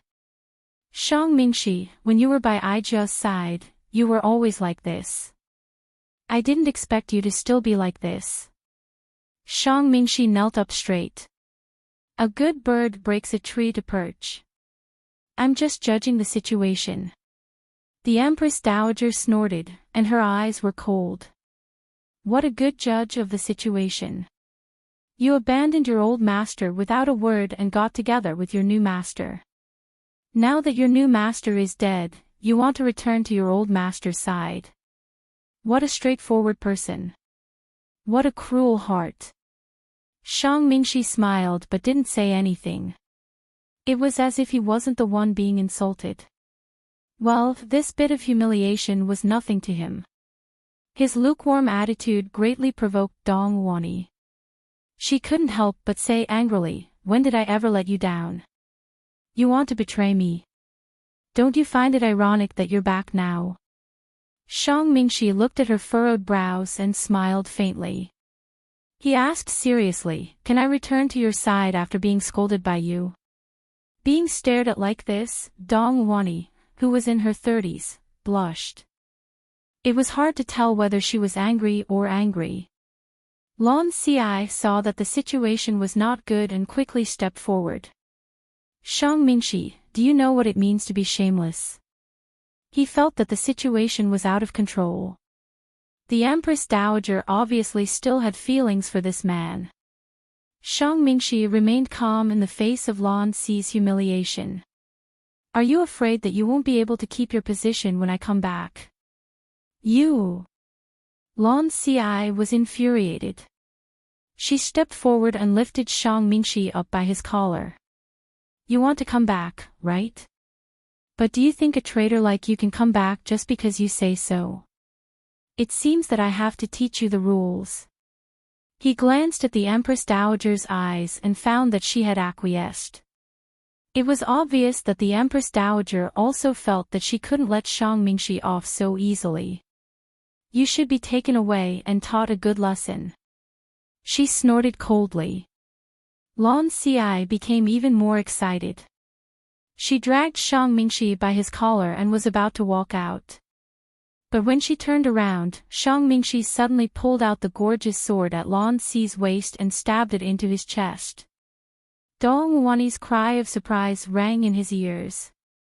The two men faced each other, one with the same expression and the other with eyes full of fear. Shang Mingxi actually dared to kill him. Before he could think too much, Shang Mingxi suddenly moved closer and spoke in a somewhat seductive voice, "I'm back. As a substitute, it's time for you to retire." As he spoke, he pushed Lon Si to the ground with his sword, leaving behind a panicked crowd. Even Dong Wani didn't expect Shang Mingxi to kill Lon Si. "Shang Mingxi, are you crazy? Who allowed you to commit murder?" The Empress Dowager roared. A middle-aged man appeared beside her like a ghost. He was the Empress Dowager's protector and was sometimes sent out to carry out other tasks. Shang Mingxi's right hand was covered in blood.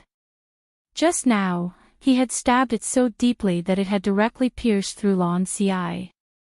His clean robe and white jade-like fingertips were stained with blood. He took out a handkerchief to wipe his clean left hand, but his eyes were smiling as he looked at the frightened Dong Wani. "If I don't kill him, there's no place beside you that I want." His words stunned Dong Wani. Indeed, she doted on Lon Si the most because Lon Si was gentle and attentive. Her personality was very similar to Shang Mingxi's. It wasn't wrong to say that he was a substitute. But what Shang Mingxi meant was that Lon Si had taken his place, so he used such a method to get rid of the obstacle. His audacity should be very repulsive, but because he was the one who did it, Dong Wani couldn't feel a trace of anger. She was even surprised. This was Shang Mingxi, the man she liked. Even though she was 10 years older than him, no one would dislike Shang Mingxi after interacting with him. He was gentle and attentive, used to being submissive, and smooth in dealing with people. However, he was truly ruthless and heartless, which made him even more fascinating. "What do you want?" Dong Wani was used to being domineering. Even though her tone was fierce, what she said was asking for his opinion. Shang Mingxi smiled. Against the light, he was bathed in a halo by the sunlight. No one dared to look directly at him. The hidden dragon palace was the Empress Dowager's residence. Now that it had been burned down, they were now in another palace. The little prince was also here. Shang Mingxi only found out the reason the Empress Dowager had taken action when he arrived here. It was because His Majesty had a child. When Shang Mingxi stepped forward, Dong Wuani retreated. However, she didn't speak, so the people protecting her didn't move either. They allowed Shang Mingxi to grab her hand. Let's go. Let's go see the child. Dong Wuani wanted to withdraw her hand in fear, but Shang Mingxi, who was close by, showed a strong aggressiveness. This was a completely different change from usual. Dong Wuani actually forgot to resist. Before Dong Wuani could understand what he meant, Shang Mingxi whispered into her ear. After seeing the child, I'll also let you see me, okay? This was a naked invitation. Under Shang Mingxi's smiling gaze, this woman, who was famous for being ruthless and heartless, actually felt shy and allowed him to pull her away. You're tuning in to the LoveLore Library YouTube channel. We're so grateful for your support, and don't forget to subscribe to join us on this incredible journey through captivating stories. Your generosity through donations truly makes a world of difference, as it's the primary source of revenue that allows me to expand and enhance this channel for you.